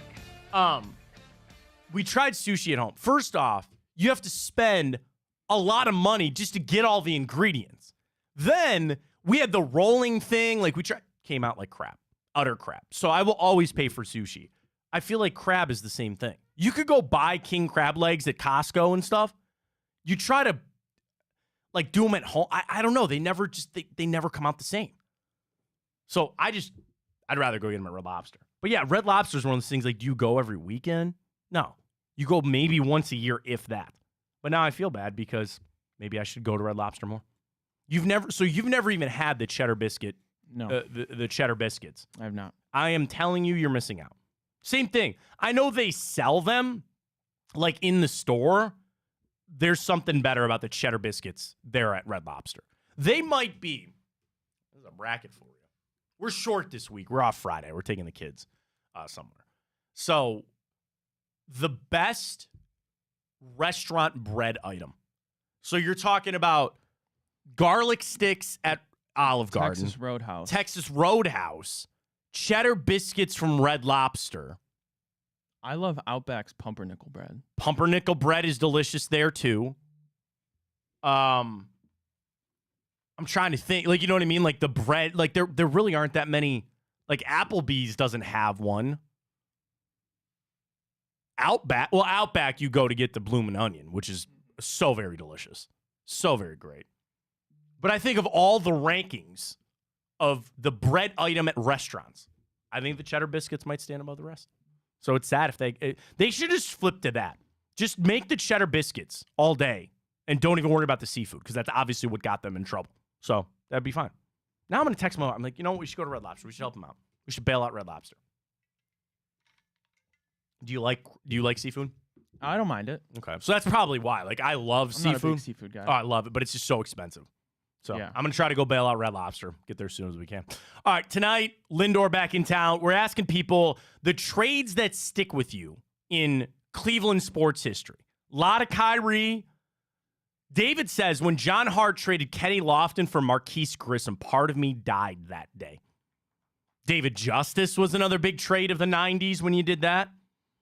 Mike on Twitter, Clase for Kluber is a big one there. And a lot of the ones going back to Bartolo Colon, when we trade that with Montreal, all that kind of stuff. I mean, I would say this. Would you not believe that a lot of the trades went in our favor? There's not too many trades I look back that I go, oh, man, that sunk this team, or they made the wrong move there. Especially with the Gardos, man. They make really smart moves. Yeah, they do. Browns don't make as many trades. Cavs trades are all necessitated on what? A lot of what LeBron needed or acquiring this piece here. I think overall it's gone pretty well. What do you expect for Lindor tonight from the fans? That's a big question. A lot of people have been asking this more. What do you think? I think they'll be fine. I think they'll boo. I think they'll cheer. I don't think they're going to boo. Yeah, Lindor I don't think. I don't think there's a point. I don't think it's too far removed. It is, dude. It was a long time ago. And I think there's part of it that they didn't go on to great success. And I'm not trying to rip Francisco Lindor, but he hasn't gone on to amazing success either. Probably a lot of Mets fans that regret that trade on their side. Oh, yeah. Sitting there saying that it wasn't worth all of it. But I hope he does well. And it goes back to another thing, too, that I'm so glad baseball did, changing this schedule to make sure that you see every NL team every other year, right? Like, you're seeing them every year, but you're on the road, you flip back and forth. That's the kind of stuff. We would have seen how many times have we seen Lindor since? Once? Maybe? And now he's here again starting tonight. Do not let it dissuade the Guards from their ultimate goal. I want another sweep here, man. You're winning series. You know the Guardians have won 11 of their 15 series? Yeah, that's how you make the playoffs. That's how you win a division. You keep winning series. I think I'm going to take a minus a run and a half. We have our boost. We have our boost. We have our boost. You want to do it again for everybody? Let's go, Guards! A little negative here on Lindor. Positive on Jimenez, so you got in the deal. We'll take the Guards money line. That's boosted up to near 600. I love it. I love it. Use that code Fontana150 when you sign up with Tipico. You deposit $150 with that code. You will get two $75 protected bets when you do that with code Fontana150 for new customers only. Get geared up. Get ready to go. Little negative for Lindor tonight, but I hope they get it. Don't let you change that. You got to be on the Mets. You got to finish this out. And I hope they will. Just win the series. Let's keep what I'm asking for on that. So a little bit of Browns to wrap up. They do start their OTA availability tomorrow. They'll be on the field. They'll be working out. I'm excited to see that. That being said, there are still players available, Ryan. And I flipped through this morning on ESPN because right now there are some veteran guys that are still good players and names, but they have not signed on any teams yet. I want to see if there might be some Browns on this list because there's a wide receiver that I've brought up before that I wouldn't mind seeing here in Michael Thomas, and he's still available. So Matt Bowen ran through this morning on ESPN. Best players available and fits. And by the way, what I was saying is a lot of these players will wait till training camp. You know, they're like, I don't need to show up for OTAs. Like, what do I care? So they'll show up. They'll wait for training camp. So here we go. Xavier Howard, the corner, is still out there. Connor Williams, the center. Justin Simmons, Stephon Gilmore, Steven Nelson, Ryan Tannehill, Dalton Reisner, Calais Campbell is still out there. Hunter Renfrow, best fit, Arizona Cardinals. Michael Thomas, best fit, the Dallas Cowboys. Am I wrong for getting all in on him? I think he's very well past his prime. There was a Cleveland Brown on the list. Best fit for Yannick Ngakoue, the Cleveland Browns. Matt Bowen writes, the Browns have edge depth led by Myles Garrett, but this move would be more about adding a designated pass rusher in Yannick Ngakoue. Last season in Chicago, he only had 4 sacks and 20 pressures, but he's totaled 69 nice career sacks over 9 seasons. Signing Ngakoue to a 1-year deal would give defense coordinator Jim Schwartz another rusher for his scheme in true passing situations. Now, that being said, number one, that seems to be what? The Andrew Berry special. 1-year veteran deal, specifically on that D-line. The only thing is, you see what Obo Okoronkwo said this weekend? Like, he's shooting for 10 sacks. I would think if you add an Ngakoue, who always seems to come back to the Cleveland Browns, but you already, like, you have the bodies. You re-signed Zadarius Smith. I'm still waiting for Obo Okoronkwo. Like, how much do you need? Now, you get Yannick Ngakoue in a $6 million deal, I'm in. Sure, all the way. I don't know. I'm really thinking hard on it. And like anything, comes back to the money. But a 1-year deal will be fine. He said one trade to watch, too. Bengals ship T. Higgins to the Chargers. You think he gets moved before the season? I don't know. I don't know how I'd like to. I mean, it's like the Bengals have this. It's like the elephant in the room, and especially now they're back into the OTA. Like, is he going to be a malcontent? Is he going to keep voicing his opinion? I don't know how disgruntled he really is. Like, what are you going to get back for him? Obviously, the draft is gone. You have to get really a lot of future picks in that for T. Higgins. Is that something the Bengals really want to do? I mean, I would think you'd make that trade just to be kind of like, we're done talking about this. We're done this being a story. But if he's truly fine playing it out, if they've come, what they really need to do is sit down with him and be like, you're not going anywhere. We're not trading you, so you might as well accept it. You can complain as much as you want. You can keep bringing it up, but we're not making moves for you. We don't have the trade that makes sense for us. Now the draft is passed. It certainly has gone down. You can bring up as much as you want. If you go out there and start dogging it, that's only going to hurt you next season. Like, just play it out. Maybe that's the stance there. What do you want to learn from the Browns? So they're in OTAs, and there's so many rules on what they can do and limited this and limited that. It's the 2 injury things. Deshaun Watson and Nick Chubb. You know, a little bit more on the offensive line. There's some videos of Chubb running, which I don't want to rip those apart. They kind of are what they are. I've heard some good things on Watson. I've heard that Watson's shoulder is doing fine, that he's on the schedule that they have set out for him, that he's maybe even a little ahead of schedule. But really, when we start OTA availability this week, and it's coming up for the next couple of weeks, it's going to be all eyes on Watson and Chubb for me. Yeah, I mean, outside of that, I'm not really sure what there's much to gauge, you know, other than just them being back in the facility, them all together. I'm not really sure what else there is to look for except for health updates at this point. Yeah, I mean, that's, again, this offseason, it's people get wrapped up into it a lot about talking about, oh, you know, we got to put this system in, or we got to do this or this change. I mean, there's not much to learn. Just don't get hurt. And that's pretty. I'm sorry. I'm sending out this tweet about Yannick Ngakoue. I'd do it. $6 million is my number. I think he's going to want more than that. I don't think that works. But would you take Yannick Ngakoue? Best fit for the remaining veteran players. Do you think the Browns need anything else? Do you think anything else? No. No? Just like a bonus type of move there? Everything's maybe a luxury at this point. Yeah. I mean, you're ready to go. You know, this season, no matter what you put around it, no matter what you do with somebody, it's just going to be all about what Watson does. You know that. I know, everybody knows that at this point. All right, ready to go. Cavs, want to update our final Twitter question this morning. We get down to it. Ryan, please, where are we at with JB Bickerstaff? 81% still say no to 19% say yes. I think that move gets made soon. I don't think you want him speaking up there. I don't even think Kobe Altman wants to go into a postseason recap thing, not at least having your decision on JB Bickerstaff out there. What other availability? What other coaches? Because the other thing, when you fire somebody or trade away a player, one of the instant reactions has got to be, who you bringing in, right? Okay, it's very clear that this isn't going to work with JB. Are you making that move just to move on from JB? Is that something as simple as what you want to do? And the move itself is enough? Not for me. I'm always going to go back and ask, who are you bringing in? Are you bringing in some of these guys that have the tie to Donovan Mitchell? I want to see if I can find the name of this. Hang on.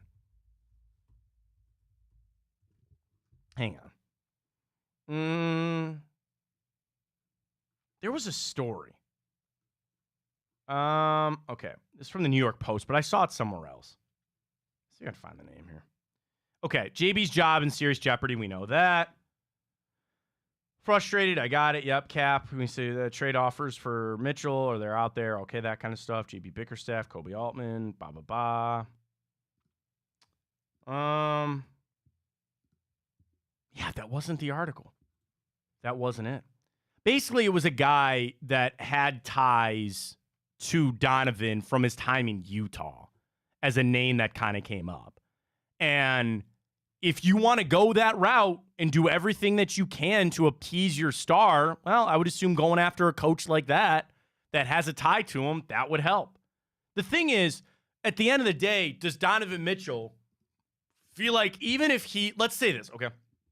Let's say Donovan Mitchell is going to direct all these moves.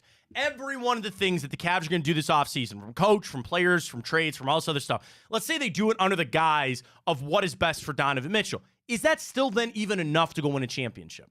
Is that enough with Donovan Mitchell here, with all the other moves that you're going to make? Is that still enough to get you to the Eastern Conference Finals? Is that still enough for you to go potentially win a championship? I think that's a question Donovan's got to ask himself. And there's always going to be that unknown because, dude, you could hire the right coach, you could make the right move, and it all just blows up on you. I don't know what else to tell you. You got to make the right decision for your team right now. And I think that's where the Cavs need to be. I think they need to be singularly focused on this upcoming season. Don't worry about so much of the future and the build of the team and all that kind of stuff. What moves are you going to do that help your team right now? Because that's what Donovan Mitchell cares about. And the other side of that coin is you have at least the interest from the fans, right? Like, you've gotten to this point. It's not time for a rebuild. It's not time to make moves that help your future, right? Like, you can make moves, and we know in the NBA, are they for right now or for the future? Make the moves for right now. Don't take on expiring contracts with deals, with draft picks for 3 years down the road. I want to make all the moves that you can for the right now. And I think those two moves will be moving on from Jared Allen, moving on from JB Bickerstaff. I think those are the two things the Cavs are going to have to do. Kobe's got to navigate that. He's got to get on the horn with people. He's got to make the right moves. But I think that's where it starts. Those are the two things that you start there, then it all just falls on Donovan Mitchell. I don't think they're trading Darius Garland. I don't. I think there was a lot of talk about he needs a new change of scenery, and I believe some of that. I think your moves have got to be moving on from Allen, moving on from JB. Here's what I think is going to happen. They do those two things. They will sign Evan Mobley the max extension, and hopefully Donovan Mitchell will sign his. I just said last week, I don't feel like he's coming back. I still feel the same. And I'd love to be proven wrong, and I'd love the Cavs to make moves to make it sense for me to be wrong. I think those two moves that I'm talking about, you make those no matter what, right? And those are two things. JB seems like all but a for sure at this point. So you make that, And even if you traded away Jared Allen, do you feel like that's a real turn for the franchise, Ryan? I think that's saying, hey, we tried this thing. It didn't work all that well. We're going to get the best deal back. He can still be a productive player for somebody else. Let's make that move. Yeah, I don't think I don't think it changes, or more so hurts, I should say, the Cavaliers' chances at, getting deep in the playoffs. And if anything, his value is never going to be higher. No, 100%. And there are teams out there that feel like the Cavs are in a box right now. They're backed into a corner of having to trade Jared Allen, so maybe the offers won't come flying. I don't know. There's got to be something out there for you, though, especially for players. I don't need picks. And I know we talk, like, we were just talking about how all our picks are gone and a lot of them are going to Utah. I want players. I don't want picks. I want players. You can use the 20th pick on something just because you can't trade it away again. But I'm looking at it, you need players back right now that are going to help this team. Karras is out there. What's his future? What's Isaac Okoro's? And the thing is, too, you have pieces. You have tradable pieces. You just got to find the right fit. If I was Kobe Altman, it's the coach, Jared Allen. I'm re-signing Isaac Okoro, and I'm talking about maybe Karis LeVert going in trade. And I love Karis LeVert. You know me. I'm a big Karis LeVert fan. And you get rid of him, there's a hole you're going to need to be filled there. But you throw him in as part of a Jared Allen deal to try to get the best player back. Do you move Max Strus to the bench? I don't know. But those would be that's like my course of action for the Cavs right now. That's where I think they need to be. And the problem is, am I putting too much on it too, Ryan, to say that the rest of the league knows that? So that could hurt what the Cavs are trying to do? Nobody's lining up to help the Cavs. So does that hurt them? But I don't think there's anybody lining up to intentionally block the Cavs. No, they got to make the right moves for your team as well, right? Like whatever, the Pelicans or the Nets or the Heat, they're making moves to improve their team. And I think Jared Allen would improve a lot of those teams, would he not? 100%. So you got to find the right one to sell on what Jared Allen is. And to your point earlier, he's coming off what could be his best season, even though he didn't make the All-Star team and should have.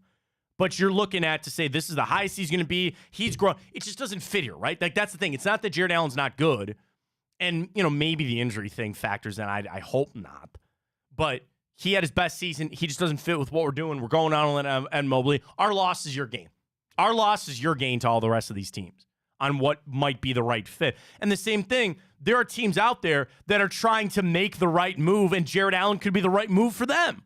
And they could sell that to their team and to their franchise. Could you sell Jared Allen to Zion Williamson? Hey, this is the guy that really needs to be here with you to replace Jonas Valanciunas. Maybe that's the move. Lot. I'm assuming Kobe's going to be on the phone a lot over the next week. But the first thing, you think we get it today? No. I'm say by Wednesday. By Wednesday? There it is. All right, guards tonight in action. Get it done. Lively on the hill. Take it to the Mets. Get a win. The Lindor stuff aside, cheer him while you're there. That's fine. I just am more important. I'm more focused in the importance is to get a win. Win this series on against the Mets. Check our boost out at Tipico. Monday, one of our biggest days. Big Play Cleveland show. Jensen Lewis. What's this segment called? Bring in the heat. Bring in the heat. Jensen Lewis tonight. We're having Ken on as well. Oh, nice. Dude, we started the show. Congratulations to Ken Miles, owner of Seize the Gray, who won the Preakness. So check it out with the Big Play Cleveland show tonight. Blake and Greg Williams with Come Get Some tonight, and the Hanford Dixon show all lined up for you across the Big Play Network. Follow us on Twitter. Check out the website for our beautiful merch, bigplay.com. We'll have it for you. We'll bring it on back tomorrow, Tuesday edition, 2 for Tuesday. Same time, same channel. Get it done tonight, guards. For Ryan Tyler, I'm Matt Fontana. As always, take it easy.